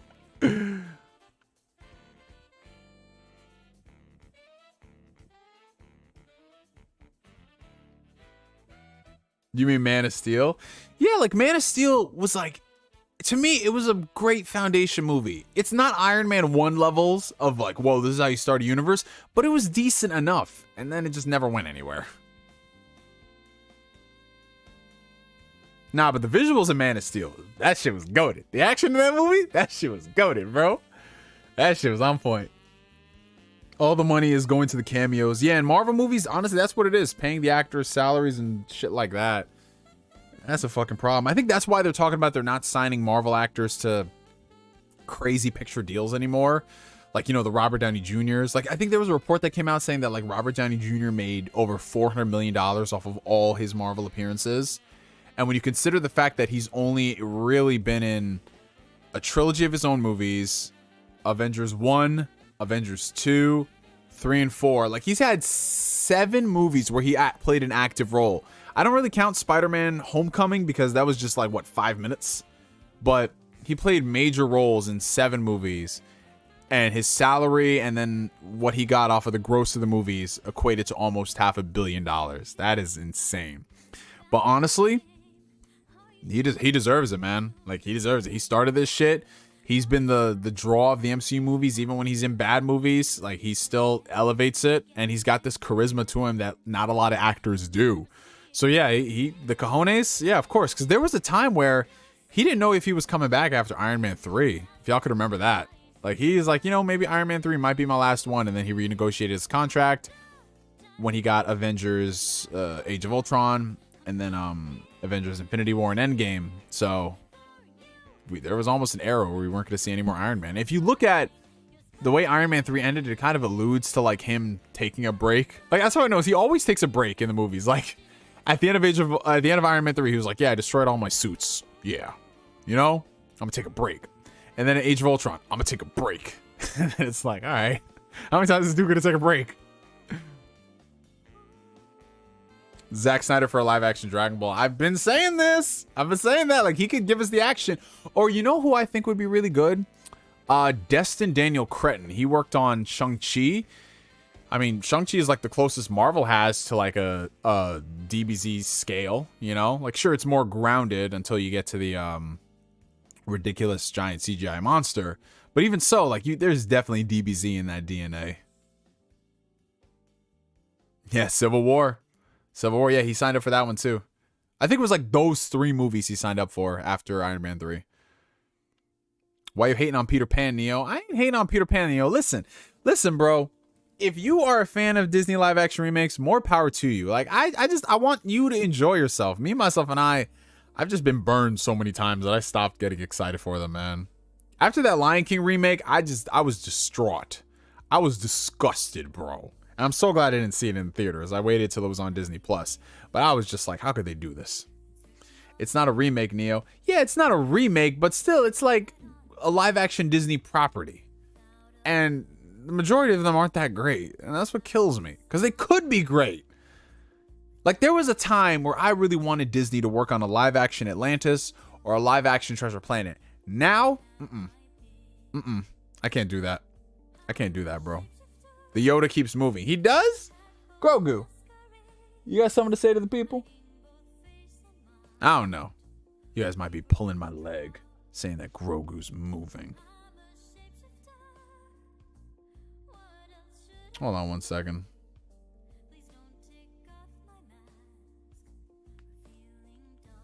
Oh my lord.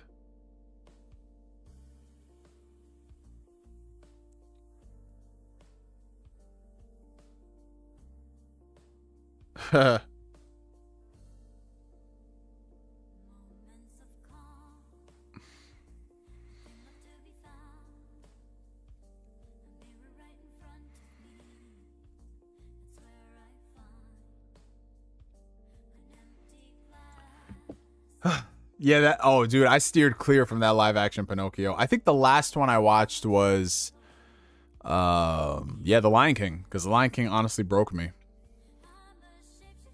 But I heard that Pinocchio movie was terrible, bro. Save your time and watch the Del Toro one. That was good. There always has to be a new Peter Pan movie. Yeah, it's like, well, that's kind of what Hellboy's becoming too. We're getting another Hellboy reboot. Jungle Book is the best remake. I would agree. It definitely was. You know, you want to know why? Because the original Jungle Book, it was a solid movie, but it's not like A-tier Disney stuff. It's like B-, C- Disney stuff. Like that tier. It's okay. It's fine. But the live action version elevated some things, and I enjoyed that. Cinderella, I wasn't too crazy about it, but apparently people liked that. Aladdin, I wasn't crazy about it, but at the same time, at least tried to do some different things. The first Maleficent movie, I was on board with it until they made her like a sympathetic villain. I was like, what the fuck are y'all doing? That's when I checked out. And they have The Little Mermaid coming out, and I think they're doing... Aren't they doing... Hold on, I thought there was another... One second, guys. I thought there was another movie, Hold on. Peter Pan and Wendy. So that's the movie coming out. That's the movie coming out now.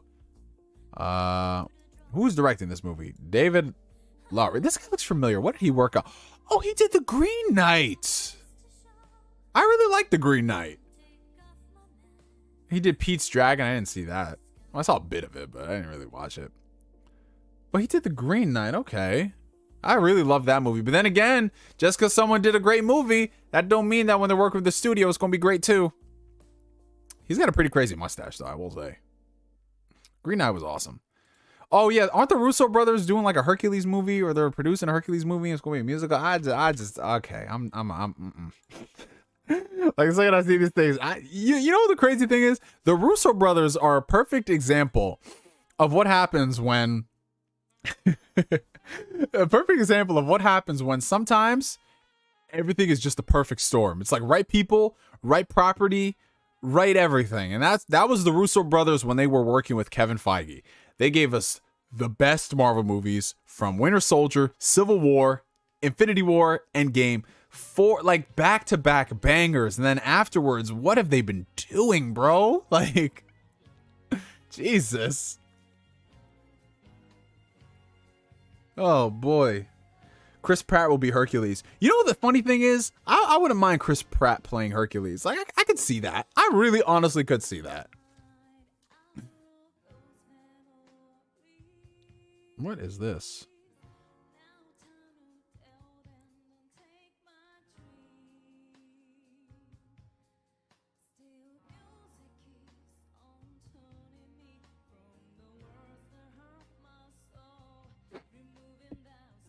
But yeah, Disney stuff. I'm good. Y'all have fun though. Y'all have fun. Who do you think could play a live action Pocahontas? The chick from... I don't even know why I'm humoring a live action Pocahontas from Disney, but the chick from Prey. Yeah, I could see her. What was her name? Amber something? Amber Midthunder. Thank you. I could see that. But I kind of want her to do better things. I want like more to come from Disney if they're going to cast her. Do you remember the Hellboy animated movies on Toonami? I do remember that. Are you getting any new Funko Pops? Not really. I haven't collected Funko Pops in so many years. I think the last new one I got was last year for my birthday. One of my coworkers, she got me the Spider-Man pointing from the animated series. It was a 2-pack. So I have that. But ever since then, I haven't collected any Funko Pops. I think like the last one I bought was like 2018, and that was the Golden Chalice, if you can see it up there, from Cuphead. And I only bought that because I was at E3 and it glowed in the dark, which is dope. But ever since then, like the only figures I've been collecting have been these Nendroids, and I've gotten all these as gifts. So I have the Yusuke Urameshi, my sister got that for me, and these two right here, Joker and Yu from Persona 4 Golden. J Fam over here in the chat, he got those for me. And I fucking love them. They're dope as shit, bro. I do want to open them and display them, however. I don't want to keep them in the box. Because the thing about Nendroids is that the articulation is insane. So it comes with like different heads and different pieces and stuff. And you can move them around to your liking. You can have them displayed so many different ways. So they're more versatile than a Funko Pop, which is just like a static figure with soulless eyes. But I still love the Funko Pops because there's going to be some Funko Pops that come out for franchises that are never going to get like highly detailed and articulate figures. And I'd like having them on the shelves. And sometimes having a giant Funko Pop, like a Giant Man from Civil War or Shenron or something, like that's dope. Yeah, so if I had to pick between the two, obviously I'd go for Nendoroids, but at the same time, like, I have a Funko Pop in my car that I super glued to my dashboard. I like having that there. It's cool. I have my Yusuke and my Kuwabara Funko Pops right over here in my entertainment center, just chilling. They're like nice things to display. I want my Funko Pop signed by Neo. What Funko Pop? Which one? Yeah, do you guys collect Funko Pops, Nendoroids? What are some of your favorites? Like for me, obviously like any Funko Pop that I've gotten gifted or like an Nendoroid that I've gotten gifted, I love those. Very special to me. Some of my favorite Funko Pops. So this one is actually pretty significant. I know I've talked about this before on the channel. This is Goku from Dragon Ball on his flying Nimbus. You know, it looks pretty basic. There's nothing too crazy about this Funko Pop. Nothing too wild. Until you look at the side and you see a major typo. So instead of it being Goku and flying Nimbus, it's spelled Goku and flying Nibubs. Goku and flying Nimubs. So to me, as someone who I didn't really ever grow up with like those like manufacturer defect toys that I always used to see people talking about, like, oh, look at this, it's crazy. And then for the first time ever, I got my hands on one purely by chance. So Goku and flying Nimubs. What else is here that I really do value? So yeah, like any special edition like Funko Pops, like any variants that I get, like when I'm out and about, like when I was in Texas, I bought a whole bunch of them. I got one I really like is T'Challa without his mask. I got that around the time of Captain America Civil War, and you know, with the passing of Chadwick Boseman and everything, it just like, I don't know, like to me, like it just became more of a special figurine. Let's see. Okay, so this one I actually had one of my very, very, very old longtime friends. He secured this for me. It's over there. I'll probably show it on the next stream, but it is Doctor Strange. They did a variant of Doctor Strange for the movie that had him doing like his spells or whatever. It was a special edition. I think they only had it Comic-Con or something like that. And online they were selling it like for a very like limited amount of time. I think like maybe an hour or so. He bought 2 of those and he got one for me. And I was like so happy about that. I think I did an unboxing of it on the channel. But yeah, so those are just like a couple of ones that I do enjoy. And unironically, you know, since we're still talking about figures and stuff, I actually really do like this figure that Shut Up Gabe got for me a few years ago. It's a Super Saiyan 4 Goku. And I still have to find a place to properly display him. I had him over here with Grogu, but then he fell off. He kept falling off for whatever reason. But yeah, I just love like the crazy detail. And you know, Super Saiyan 4 Goku's design is sick as fuck. But just like the crazy detail on his face and all that. Like, bro, that is sick. Oh, it's focusing too much on my face. There you go. Let's see. I've got a collection of about 200 Star Wars Funko Pops. Really, Nathaniel? Holy shit. Nathaniel, if you have Twitter, can you DM me that? I want to see that, bro. 200? I didn't even know they made 200 Star Wars Funko Pops. Well, actually, that is realistic. Because when you consider the movies, and then every time a new movie comes out, there's a new line of Funko Pops, and then the games, and then the cartoons, and just in general, yeah, that makes sense, actually. My favorite Funko Pop is the One Moment of Demon Slayer. Okay. Hey, Arcade, what's up? I think most of the Funkos I have are Kingdom Hearts, most of them being variants of Sora. Oh, I could see that, Corey. I could definitely see that, bro. I'm surprised I don't have a freaking Kingdom Hearts Funko Pop. I gotta fix that. Yeah, with how much that series means to me, you know. Oh, you have a Gojo Nendoroid? I know, that's probably sick. Y'all think Dragon Ball GT's canon? It's not canon, but Toei Animation, they still make money off of it, so to them, it's about as canon as it is. Because they just throw it in everything, you know? It's like, hey, GT's not canon, but we'll throw it in these video games and shit. GT's not canon, but it'll be here. Like, The only thing that's really canon with Dragon Ball is whatever Akira Toriyama has worked on, which is Dragon Ball, the entire story. It ended at the Buu Saga, and then he came back and he did Super, which I'm just like, eh. Because, I mean, Super's got its good moments, but it just pales in comparison to the OG. Gonna call it a night and get some gaming in. Y'all have a great night. Remember to take care of yourselves and drink plenty of water. My man, Julian Harris, it's great to hear from you, bro. And yeah, you enjoy the rest of your evening, my guy. I'll see you next time.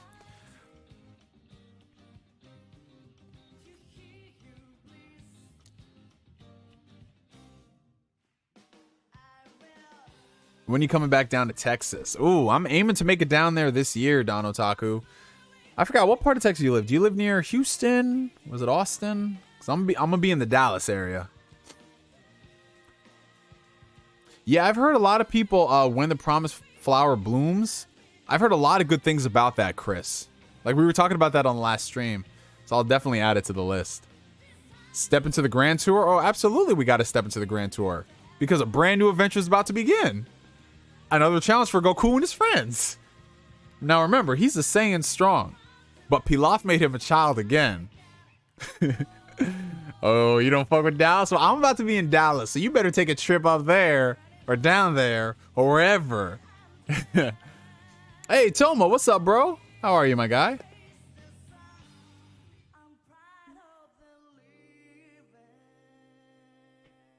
Hot take, GT is better than Super. Well, GT is shorter than Super, and based off of that, you know, you can get through it quicker. Would I say GT is better as a whole than Super? I wouldn't say that, but GT does have some decent moments. And then Super has some moments that are just like, why are we doing this, bro? We need original Dragon Ball and Dragon Ball GT on Blu-ray. I think there is. I think Dragon Ball is on Blu-ray in some countries. I think Europe. I'm not exactly sure. It might be. Your favorite Dragon Ball tournament? Ooh. So honestly, this is going to surprise some people, but I'm really partial to a lot of the tournaments in OG Dragon Ball.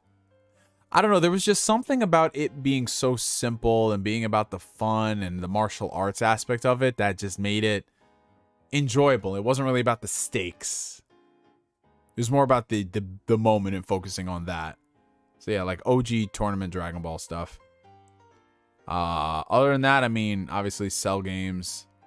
I mean, Cell Games is not really a tournament. You know what I'm saying? It's just more like, hey, Goku's gonna fight Cell. Oh wait, let's stop. Let's have Gohan fight Cell and shit like that. You know, like it's. But yeah, definitely like the Tenkaichi Budokai stuff was great. Have you watched the Superheroes Dragon Ball?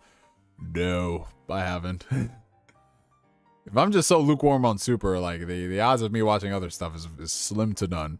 Is GT better than Boruto? Well, GT is shorter than Boruto. So take that as you will. Karen Sunny has been cast as Spider-Man India. Wait, what? I'm checking the news right now. Hold on. Let's see how long I gotta scroll for it to get my feed. Karen.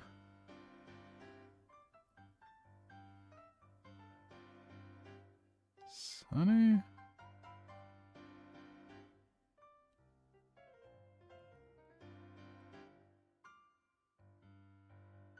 Where's the Spider-Man India stuff? Are you talking about like in the Spider-Verse movie? Like that's the person who's gonna be voicing. Hold on. Oh, Karan. Here we go. Karan Sunny. I typed in Karen Sunny because that's what Corey spelled, but Karan Sunny. Okay. Karan Sunny has been cast as Spider-Man Indian Across the Spider-Verse. Oh, that's sick. Oh, that design. Holy. They got the hair coming out the costume. Check that out, y'all. That is wild. The brightness on this Android phone over here. Yeah, but that's okay. Nice. Dun, dun, dun, dun, dun, dun. Mm-mm.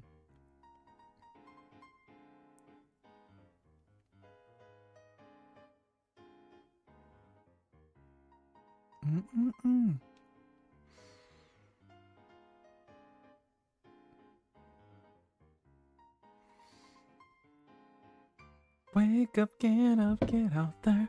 Yeah, I'm extremely excited for Spider-Verse. The only thing I'm worried about is they are splitting it into 2 parts. And I just hope it's not one of those things where it's like, all right, well, we just, you know, like, I want the whole movie itself to be great. And then the second movie is also going to be a really great movie as well. Like, that's the only fear I have. I hope it just doesn't end randomly like, fuck, you know? Like, I hope it doesn't end before it gets good. I hope it's like Infinity War, where it's really good, and then it's like, holy shit, you know? If Xenoblade X finally gets ported, what art style do you think it should go for? Honestly, I wouldn't mind it if it did adopt more of a Xenoblade Chronicles remastered art style. I think, like, to me, like, that was visually appealing to me. I wouldn't be surprised also if they go more towards Xenoblade Chronicles 3, because that is the newer game that's come out too. Just in general, I wasn't the biggest fan of like X's art style for the characters. I think the world and stuff look cool, but like as far as the characters go, I wasn't too crazy on it. Especially like when you try to do like more realistic-ish art styles and you don't have the power, you don't have a powerful system, it kind of makes some compromises, versus you have something that's a little bit more animated, a little bit more cartoony. It will hold up long term. But yeah, I would definitely I wouldn't mind if it goes either or, whether it's more like Xenoblade Chronicles Definitive Edition or more like 3. Yeah, Digimon the movie, yeah, the Digimon first movie, yes, that's iconic. My sister and I were literally just quoting that last week. What are your expectations from Spider-Man 2 PS5? Another great Spider-Man game. I will say though, I really hope that this being a PS5 exclusive lets them do a lot of stuff that they couldn't do beforehand. So I'm talking like I need this map to be huge. I need them to have so much more detail and variety of events going on, because the first Spider-Man game was a very solid open world experience. It was cool, but it didn't really do much in terms of like, okay, we're going to give you stuff that's meaningful, it's impactful, that makes this open world New York City feel alive. I definitely want more dynamic stuff happening in the world.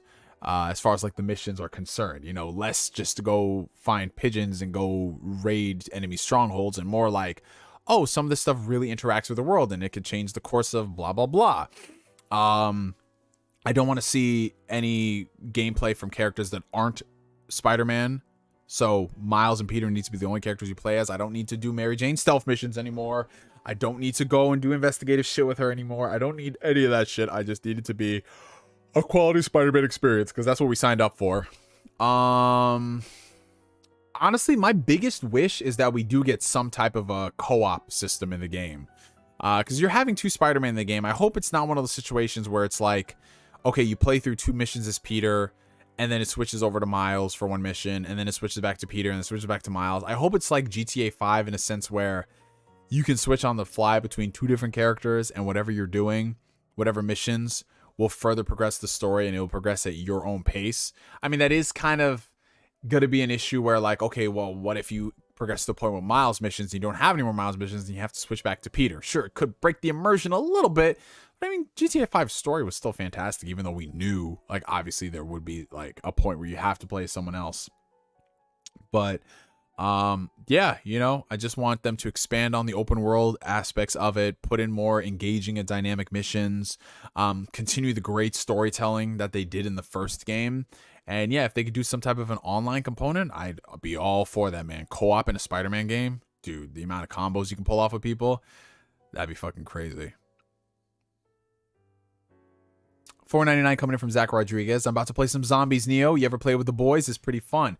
Wait, are you talking about Call of Duty Zombies? Zack Rodriguez, are you asking if I've ever played Call of Duty Zombies before? Unless you're talking about another Zombies game. I'm not sure. But if we're talking about Call of Duty Zombies, man, allow me to introduce myself.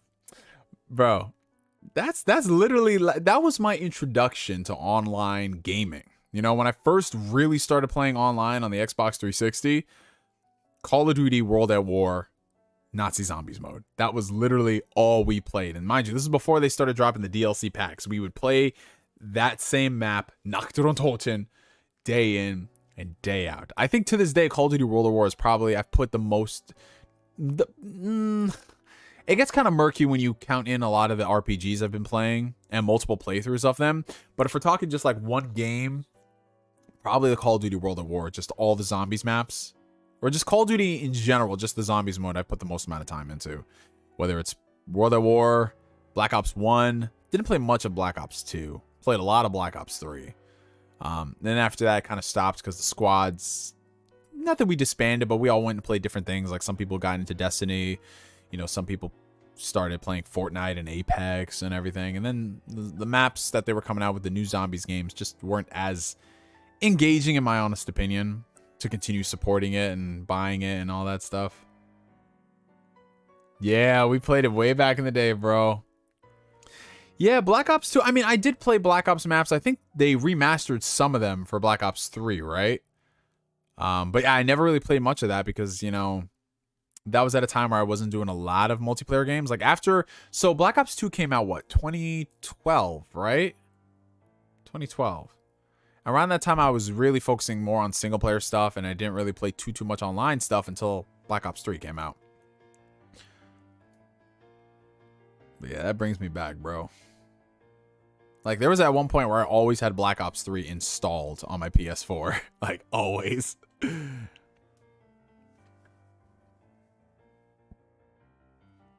1 second, you guys.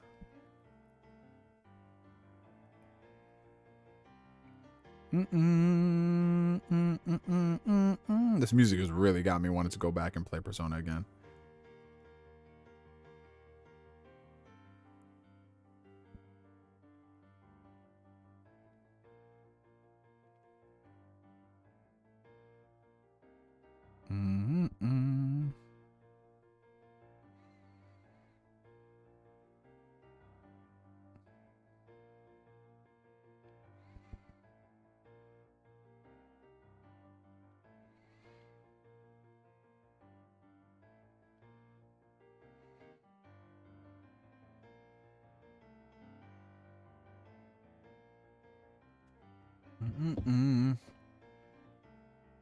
Did you beat the Plague Tales game, Chris? I beat the first one. I'm about halfway through the second one, and then I just stopped. I just stopped because there was other games I was playing at the time. I'm gonna go back and finish it.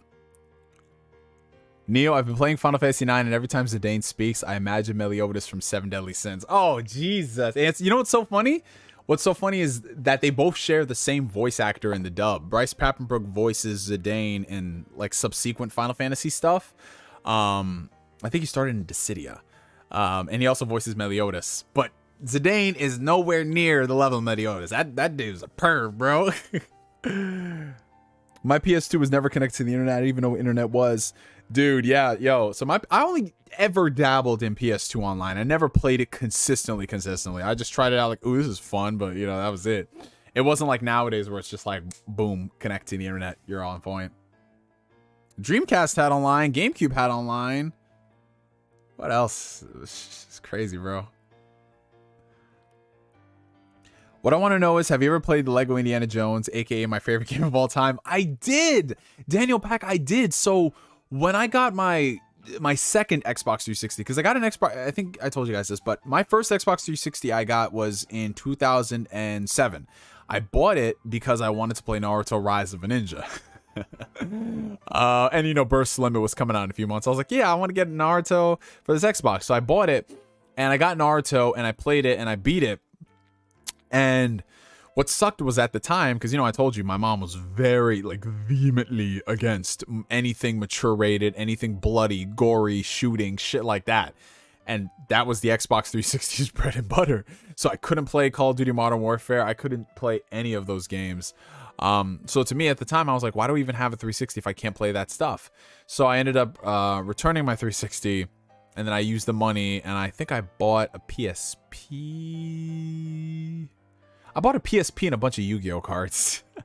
But then a year later, I got an Xbox 360 again. And I was like, you know what? Yeah, I'm not gonna listen to my mom anymore. You know, like, I'm 15 years old. I can play these mature rated games. So I got a 360, with Naruto the Broken Bond, and the 360 I bought, it was a bundle. So it came with Kung Fu Panda and Lego Indiana Jones. I played through Kung Fu Panda, but I didn't finish Lego Indiana Jones because I was like, I think Lego Star Wars was enough for me, you know? But I did play through it. I did play through it, bro. I think I have a couple of achievements from it if I check my history. The arsonist asked, bro, I need some advice. I feel like my girl ain't appreciating me and I kind of want to go chill with some other females. I'm not the cheating type, never have. Oh, my brother. Okay, serious conversations. Oh, what's up, Guzman? How you doing, bro? So yeah, here's the thing, bro. I don't know how long you've been dating your girl. I don't know if it's been like a year, 2 years, 3 years plus. But if you feel like she ain't appreciating you, like, what does that mean? Like, is she not satisfying you sexually? Is she not satisfying you in terms of like reciprocity? Like, let's say, for example, you're taking her out all the time and she's not showing the same energy. You know, are you buying her a lot of gifts, but she's not matching your same energy? I need some more details before I make like a general thing. 7 years and we're married. Oh, so I might be, all right. So bro, I might be a little out of my, reach when it comes to delivering you advice because I've never been married before. I can only speak as far as like someone who's been in relationships for years. But I will say, bro, if you're feeling like she's not appreciating you, the most important thing that y'all need to talk about is, well, first things first, you have to talk about these things. You have to be upfront. You have to be direct with how you're feeling to your significant other, especially because you guys have been together 7 years. 7 years is not an inconsequential amount of time. That's a lot of time to be together because I assume you've been dating longer than that too. So you need to have this honestly our conversation with your wife. No matter how much you don't want to, you have to, because this is not something that is, if according to what you're saying, bro, if you're feeling to the point where you have to start seeking pleasures outside, then that is a big issue, and that's not going to be corrected by her just waking up and considering, oh wow, blah blah blah. But the important thing is to discuss it. You say you're in marriage therapy. That's definitely a good start. Maybe it is some things that both of y'all do have to work on. Again, I can't speak for certainty because I don't know the full situation that y'all are going through. But I think it is important that you are taking the steps to remedy it in some way, shape, or form. You know, everything in life is built on compromise. So, you know, if you are being honest and you're humbling yourself and you're doing what you're supposed to do as a partner, and you're not getting that from her. That's why I always tell people, like, you want other people to humble themselves, but first you got to humble yourself. So I always tell people, like when I'm talking to something, like you guys remember when I was talking about my last breakup and everything, I aired all my dirty laundry out first before I even touched what my significant others at the time did, because I just wanted to come from a place where you guys know exactly where I stand. I'm not just saying that, oh, she's crazy, blah, blah, blah, because of what she did. I let y'all know, hey, listen, this is what Neo is saying. He's airing out all his bad things, so I know he's not trying to make it out like he's better than her because of blah, blah, blah. So I always tell people, like, listen, like, you always have to humble yourself in these situations. Are you doing everything that you can do as a partner, as a significant other, as a husband, yada, yada, yada. And once you get over that and you see what you have done and you start seeing that you're not getting it with your significant other, that's when you really have to start reevaluating some things. But communication is important in this situation. And if y'all are communicating and you're working towards some type of a resolution, you know, whether it is continuing the marriage or not, the important thing is that you gave it your all and you tried. But I think it's always important that you at least discuss this before you start looking elsewhere, bro, because that is going to open up a whole different can of worms and you're not going to feel good about it if you go down that path, bro. You know, if you've exhausted everything at your disposal and you can't make it work, then maybe it could be time to go separate ways. Possibly. I'm not sure, because that's a stage. I can only offer you the advice of someone who's been in relationships for a few years. I can't offer you that advice of like you being married to somebody and this is your rock and you're going through stuff. But I'm sure there's some people in the chat who have been married and they go through some stuff. And I'm sure if you guys have any insight, because I know some of y'all are married and in relationships, you can probably add on to this. The important thing is that you always try your best regardless. And if you're not getting that from the other party and they don't see it, then, you know, it might be time to move on. But yeah, I'm just looking at the chat real quick. Yeah, communication's key. You know, NKDN says, but we love you regardless, arsonist, which is true. Bergon said, complacency isn't the answer, brother. My prayers are with you both. Yeah, and that's the thing. Like, you just because you don't want to just get stuck up on labels like, well, we're married, this is my wife, blah, blah, blah. Like, to an extent, yes. You know, you do have to weather the storm and get through things together. You are going to have your ups and downs. But if it's something that's constantly happening, constantly, and there is no... If better days are not on the horizon, then it is something that you have to think about. It definitely is. Have you played Neo The World Ends With You? I played through a good chunk of it. I didn't go through it. It didn't hit the same as the first World Ends With You. But I mean, it was enjoyable for what I played. Yeah, but the important thing, more so than anything, is you don't start entertaining other stuff. Because like I said, that's gonna be some bad juju, my brother. But yeah, I wish you the best, both you and your wife, in this situation, my friend. If you have kids, you just keep at it for them. Yeah, I mean, I think the important thing as someone who, like, I've had, like, my mom definitely put up with a lot of the stuff that my dad did. Because she was doing it for us. But again, it's one of those things where you both have to realize you're doing this for the kids. But at the same time, you can't lose yourself in the process. Because that's also very unhealthy, and that's not what's talked about either. Because remember, you still do matter in this situation. So I don't necessarily think it's like just because the kids you should fight for something. You should want to be better for the kids rather than staying with somebody because you have kids. I think that wanting to be better because you have children should motivate both of y'all to be better partners to each other rather than dealing with something and putting up with it just because you have kids. Because while it could be okay for the kids, that's still doing a lot of damage to you long term. There's stuff from my past where I messed up and she won't forgive me. Thanks for the advice, brother. No kids. Okay, y'all don't have kids, so it's a little easier. I mean, so that's the thing. As far as like stuff from your past and what you messed up on, again, you don't have to share the context of it if it's too personal. But it's one of those things where I always say like whenever I'm dating somebody new, I tell them like obviously like I need to know their past. I need to know what they've done, especially if it's some bad shit. You know, but I'm worried about the here and now. I'm not really worried about what you did in the past. I'm worried about the person you are today and who are you working towards becoming in the future. Because we've all went through shit, some more than others, and some have done worse shit than others. But the important thing is that, like, have you grown from that? Are you stronger from that? If she's holding stuff against you, stuff that you guys didn't do, like you guys weren't together when you did, that's very strange. Like, very, very strange. And if it was something that was like an honest to God mistake that you went through, like let's say, for example, I don't know. Like, again, I don't know. It's hard to speak in generalities for these situations.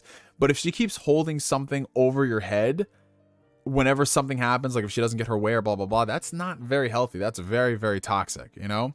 Because it could be about something completely unrelated. Like, hey, babe, you know, maybe don't be spending all this money when we're trying to save for a house or some shit like that.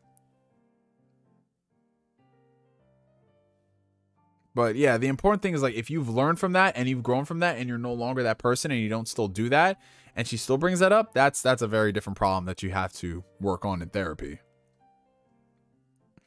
But if she's still holding on to something when you've proven that you are not that same person anymore and nothing you do even brings back to that point, there's a lot of healing that needs to be done on her part.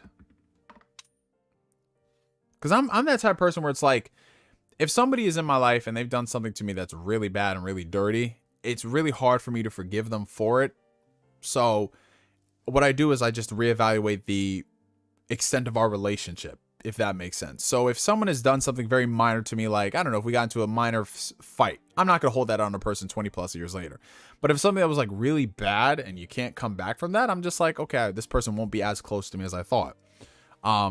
But if there's something where it's like, I don't know, like the extent of what that mistake could be if someone still holds it over you, it's just like, bro, wait, what?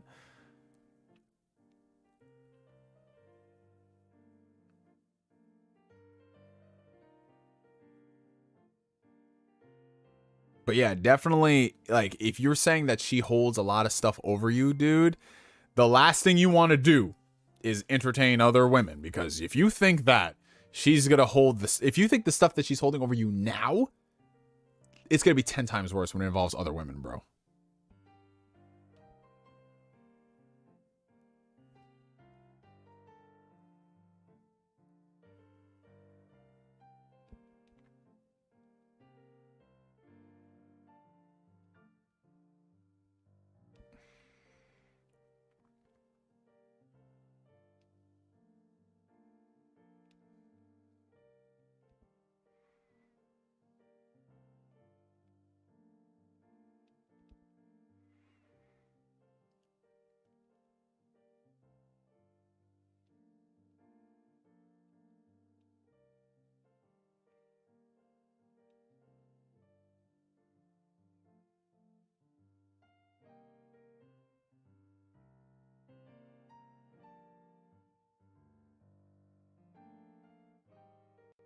Neo really is a love guru.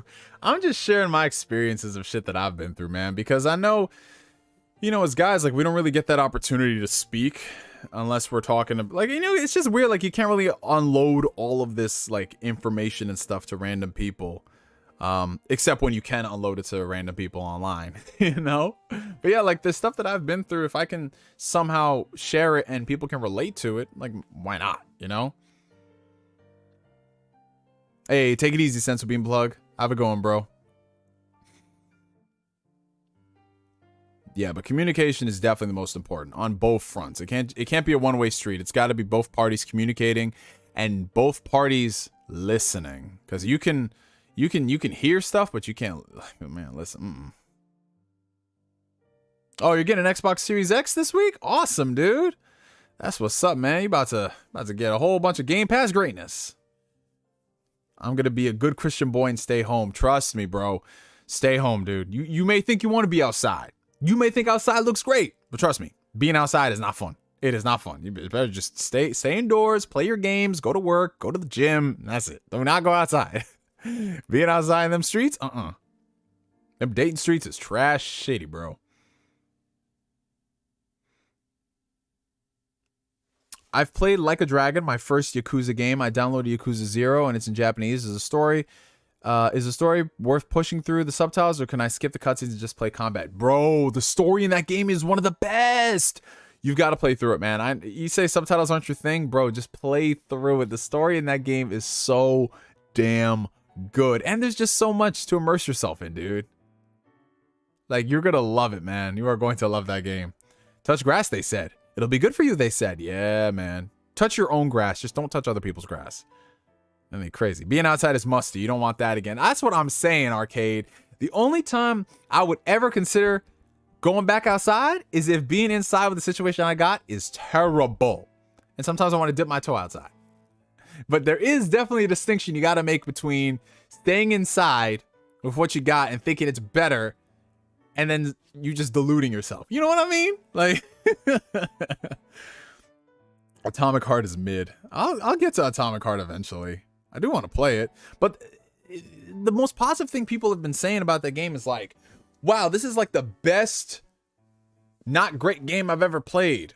And I'm just like, I can deal with that if it's 5 hours, but if it's 20 plus hours, I don't want to play a game where it's like I see the potential of something being good. Because that's a lot of time that I could be spending playing something I like. You know? Like, one of my boys, I just see him describe, he's just like, yeah, man, there's a lot about this game I don't like. This is bad, this is bad, this is bad. But this is good, this is good, this is good. I'm just like, whoa, that's a lot of time, bro.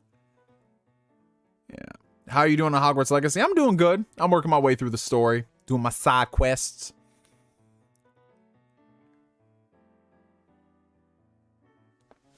That's your favorite game of the past few years? Hey, listen, more power to you. More power to you, my brother. You enjoy it. You have fun with it. That's good.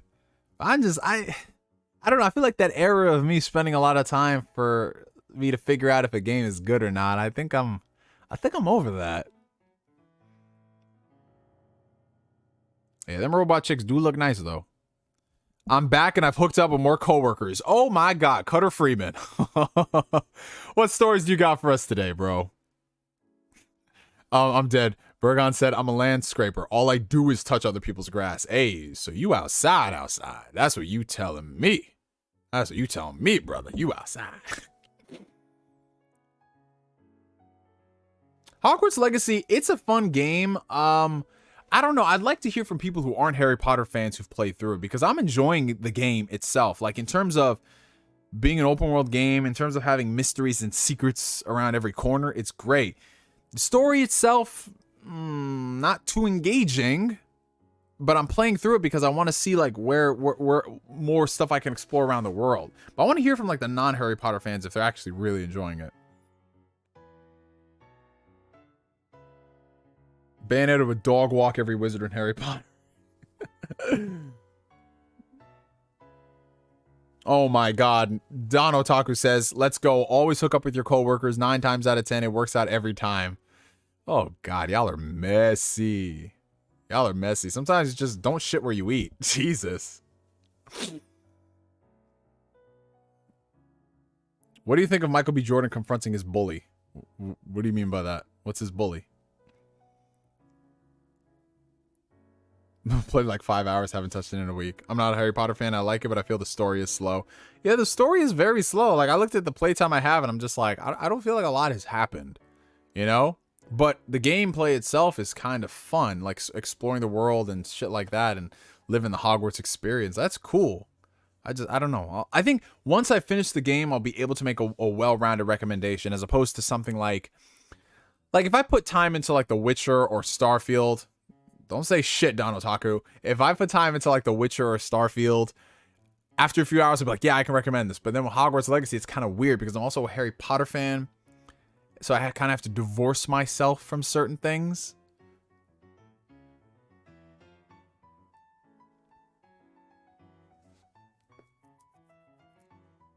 But I eat a granola bar before I head to work, though. Gotta save time, bro. Jesus Christ. Flame.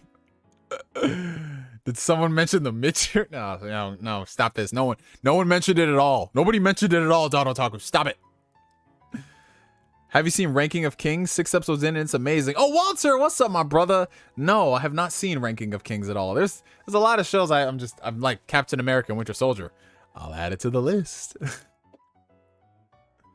He means some lady in a press tour admitting she said he was corny to him when they were in school. Oh, is that where the corny thing is coming from? Because there was like this thing going around where someone said like, not y'all defending somebody over some corny shit, like blah, blah, blah. So, Guzman, can you explain the whole situation? Like, he means some lady in a press tour admitting she said he was corny to him when they were in school. So, was he confronting that same person? Or was he bringing up a story how, like, he says, look at my success now, and people call me corny back in the day. Like, back then, they weren't on me. Now I'm hot, they all on me, or something. No, back then, they didn't want me. Now I'm hot, they all on me. There we go.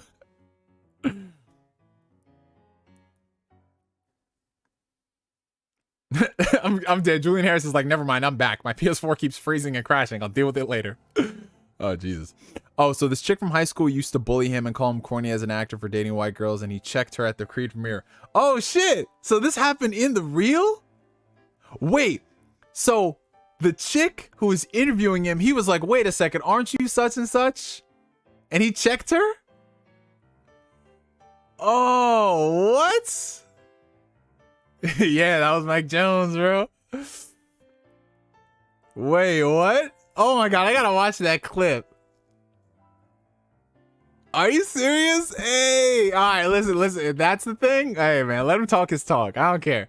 Now, that being said, I feel like it is weird for some dudes online to keep acting like, yeah, you know, back in the day they used to bully me for watching anime, and now everyone likes anime. I'm like, let that hate go. But if Michael B. Jordan checked to the actual person, all right, that's fine. That's fine. Let's see. I gotta find this clip.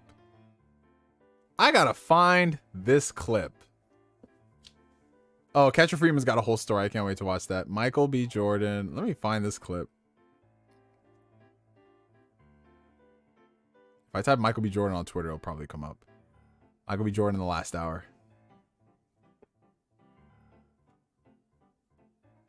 Oh, okay. All right, here it is. I'm about to... Hold on. I'm going to mute this Persona music real quick. I want to watch this clip. All right.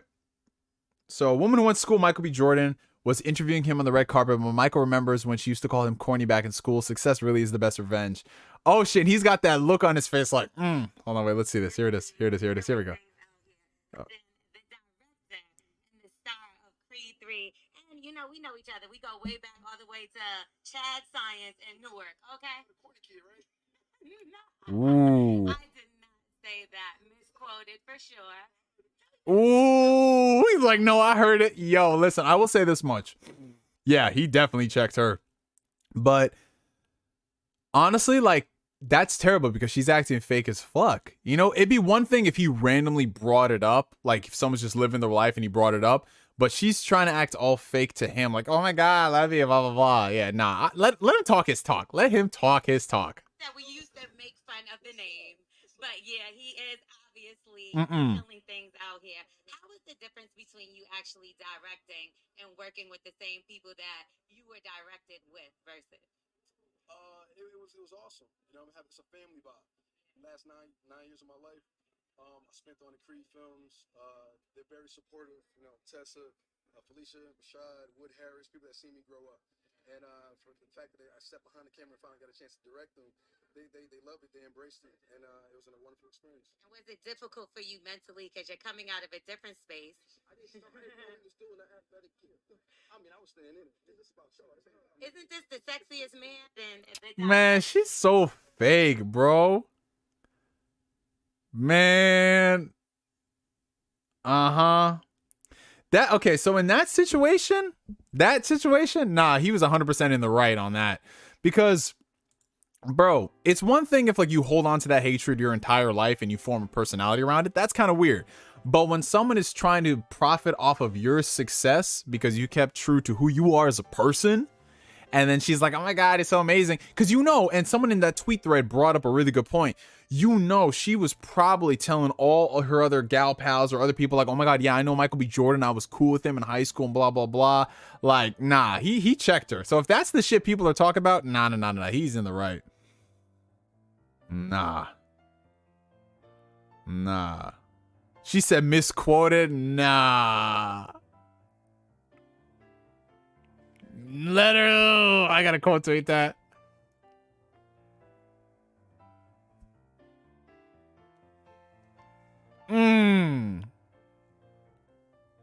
Because honestly, that would eat away just to be like, because he's acting so fake about it. That's the thing that kills me. Saying we was cool, blah blah blah. I'm like, no, he wasn't. Like, Hey, Cold, what's up, bro? She said at the end, you certainly aren't corny anymore. Fake as fuck. Nah, he in the right, bro.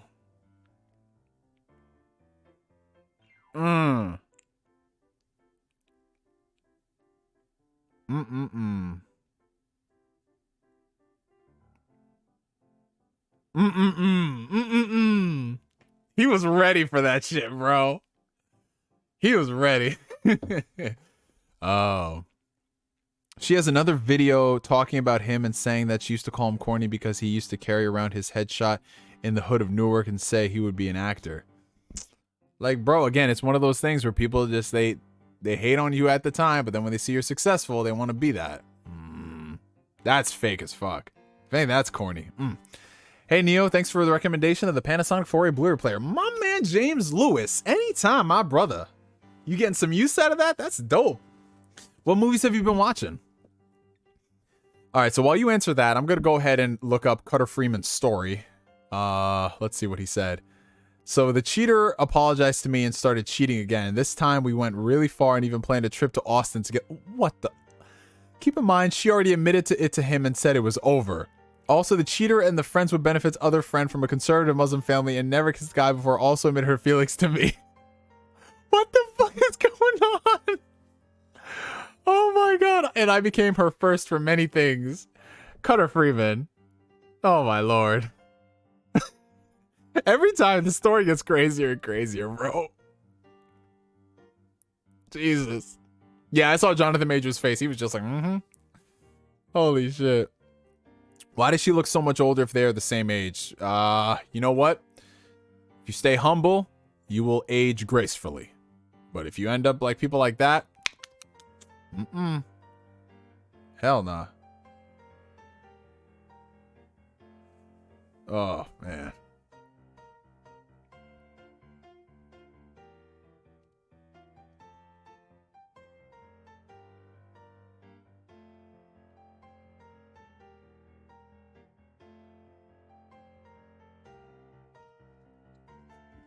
I age like buttermilk in the sun. You definitely do for your terrible Witcher takes. Ugh.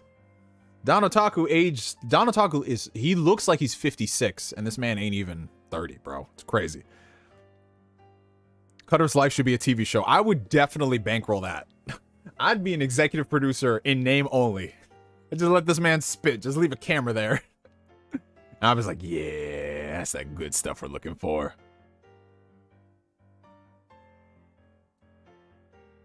What Panasonic 4K player would I need to get? The UB820 is really good. It's a really good player, because the thing about 4K players is you spend a little bit of money on them and you get some great stuff. And then there's just this crazy high threshold where it goes from like $500 to $1,000. So the player I bought was $500, and that is a dope ass fucking player, bro. Is this your king looks? That's basically what he did. Is this your king? Mm-hmm. Yo. I'm telling you, bro. Oh, he iced her, bro. And he was still respectful afterwards. Like, yeah, we're going to talk about the movie. You know, the thing that I directed. Oh. He was so humble about it, too. I got to play this shit again. Hold on. And the director. I'll play this shit again. Here we go. And, you know, we know each other. We go way back all the way to Chad Science in Newark, okay? No, I did not say that. Misquoted for sure. You didn't hear me say, like, we used to make. He said, no, I heard it. Ooh. Oh, Jesus, bro. All right, $5 super chat coming in from Don Otaku. Let me tell you youngins how to get women. Oh, this is going to be glorious. First, you got to grab her whole face with your hand. Then you got to smack her in the back of the forehead.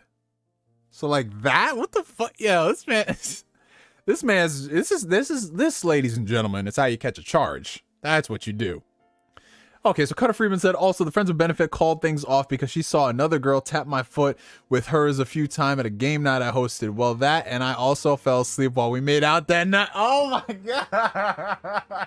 Yo, can we make this a TV show? Because every single message is somehow worse and more intriguing than the last. Because I was reading this and I was like, damn, she's probably got some issues if she looking at that as flirting. What? She was just tapping your foot. And you're like, well, I also fell asleep when we made out. And I was like, oh, there's that. There's the point. There's the point, Cutter Freeman. He's definitely like, there's a whole bunch of out-of-pocket stuff happening in this stream tonight. And I just want the advertisers and future sponsors to know that I do not endorse any of the things that are happening. I endorse my fans' right to speak what they want to say. And I will not apologize for laughing at it. But I do not endorse it. All the views and opinions expressed in the Ask Neo stream are not reflective of the stream owner, even if they are funny as fuck. This man's trying to make like a robot and get charged with battery. Oh, that's fire. That's a fire statement right there. Straight up. Okay, then $5 again from Don Otaku. Then you tell her, I likes ya and I wants ya. Now we can do this easy, or we can do it the hard way. And now me and my girl have been together for 5 years. The views and opinions expressed in the Ask Neo stream on February 28th, 2023 are not indicative, nor do they reflect on the streamer himself, NeoGameSpark. And I do not find that funny at all. Jesus Christ, Don Otaku. You know what? It all makes sense. You know, a lot of things that didn't make sense beforehand in the past, 3 years that I've known you, they're all making sense now. Yes, the Panasonic UB820. That's the one, Chris. That's the one. She works from home. Oh, gee, I bet. Probably got her chained in the basement or something. Weirdo. Already on it, Flame. Yo, for real. You said Houston? Okay, I'll alert the Houston cops. Because this is out of control. Holy.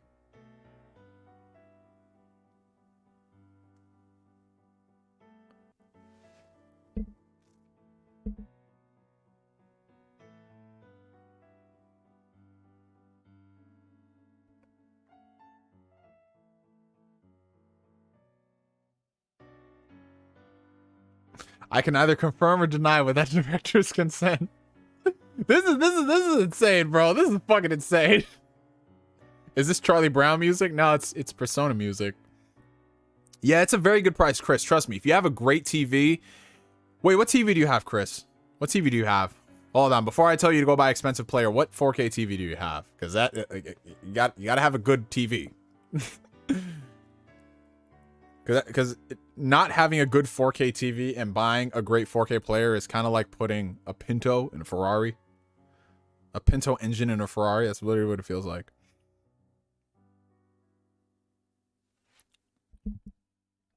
Cyborg says, sheesh, Don Otaku, I'm taking notes. No, Cyborg. If anything, take notes on what not to do. Yeah, because the piano and stuff, yeah, it is kind of like, I guess it is kind of like Charlie Brown, you're right. Now, this is a fire Persona jazz and piano mix. This shit is fire, bro. I got an Xbox and a sound at, but no TV. Wait, you got an Xbox and a sound bar, but no TV? So do you just like imagine the games? Or do you just play on a monitor or something? Or do you mean like you have like a good Xbox and a sound bar, but not a great TV? I am kind of enjoying Hogwarts Legacy, but the side missions are annoying. It sucks you can't just go ahead and play the main missions. Oh, okay. Yeah, I haven't gotten to the point where like the missions are annoying yet, but we'll see. Hey, take it easy, Steve Killer. Have a good night, my brother. Oh, you moved. Okay. Hey. All in due time, my friend. You're going to get yourself a nice TV soon. The Panasonic HDR setting is so much better, making my TV look so much better. Yeah, dude, I'm telling you, bro. If you go around and you mess with the features on that player, it just, oh, dude, it just brings out your TV in such a beautiful way. Even if you're watching standard def content too.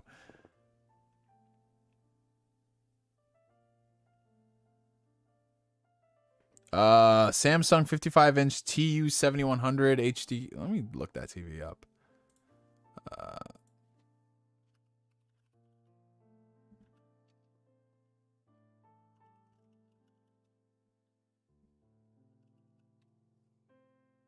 TU 7100. I mean, does it have HDR?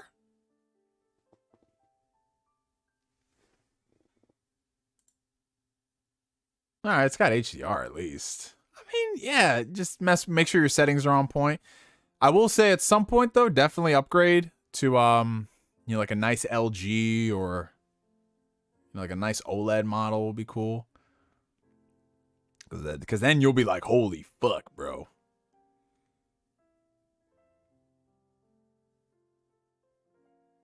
Oof, that's depressing, Cutter Freeman.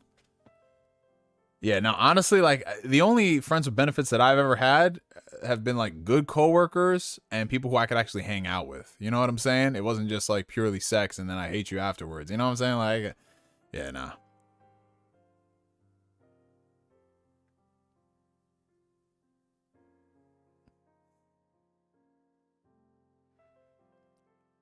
I'm okay being ignorant to the improvements of an actual Blu-ray player and just saying, man, this looks great on my OLED through the PS5. Listen, Don Otaku, trust me here.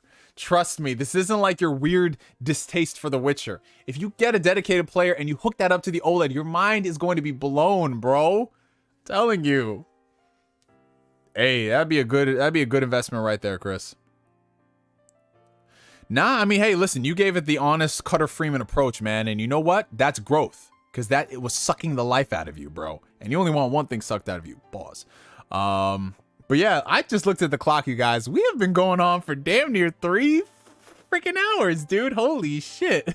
He doesn't need a TV. He just streams the games to his 2DS. Yeah, you know, just mount the 2DS right there. Watch your movies on Netflix the way Martin Scorsese intended. That is true cinema. But yeah, you guys, let's make it 4, my man. Hey, listen. If y'all make it rain $400, I'll be here for $4 for 4 hours. But no, we're good. I gotta be up early as fuck tomorrow. I have a dentist appointment and shit, and so I gotta make sure I drive into the city and find parking to go to the dentist office, which sucks. But you know, it is what it is. Yeah, I have a busy day. Oh my god, I have fucking dentist appointment, work, gym, and then girlfriend's taking me out. It's gonna be a long day tomorrow. So I'm gonna head off from here and relax, enjoy my night, get some food. Ladies and gentlemen, thank you guys so much for coming through to another Ask Neo session. It's so good to be back doing these on a consistent basis. We got 2 in the span of a week because it hasn't been a week since the last episode. So look at that. Look at that. It's the consistency for your boy Neo in this chat. And I have y'all to thank for it. But before we go, I'm gonna dip like my dad. Ace Breaker, that's the first comment you said that tonight, and you just say that. Jesus. He just comes out of the woodwork like, oh, you leaving me, huh? Let me stop because we're gonna be here all night if I keep going. Stop it, y'all. Before we go, you guys, we got to do something that has become accustomed to the Ask Neo stream. I'm working on a 6 out of 7 page paper, and I'm only on page 2. Well, you know what? The stream is gonna end. So when the stream ends, you will get through all the pages. Trust me, Core Gryffindor, you got it. We're gonna do something we do on an Ask Neo stream. We're gonna have ourselves a hydration check. Now, what's a hydration check? For those who don't know, well, you should know. But if you don't, I'm explaining to you. A hydration check is my way of keeping y'all accountable and keeping myself accountable on drinking water, you know, because water is very good for you. It's good for your insides, your hair, your skin, your nails, all that great stuff.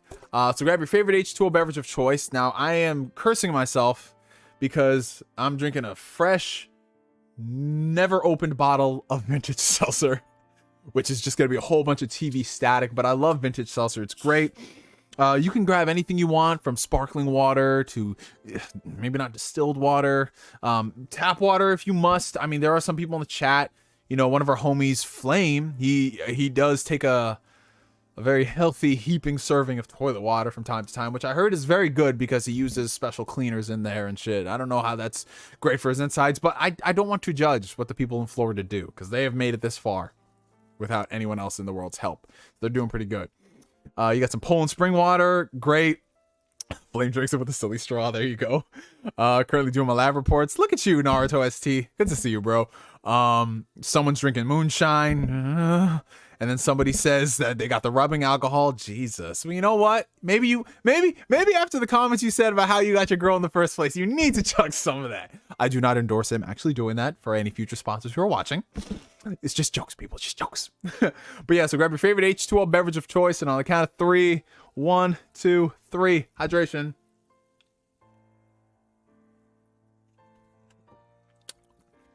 Only the real ones chug mayo. You know what? Yeah. Yeah, Kirk. Yeah. You know, if you don't chug mayo, you ain't a real one. Facts. Not saying that I've ever chugged mayo before, but facts. I agree with that. Seltzer boys, gang, gang.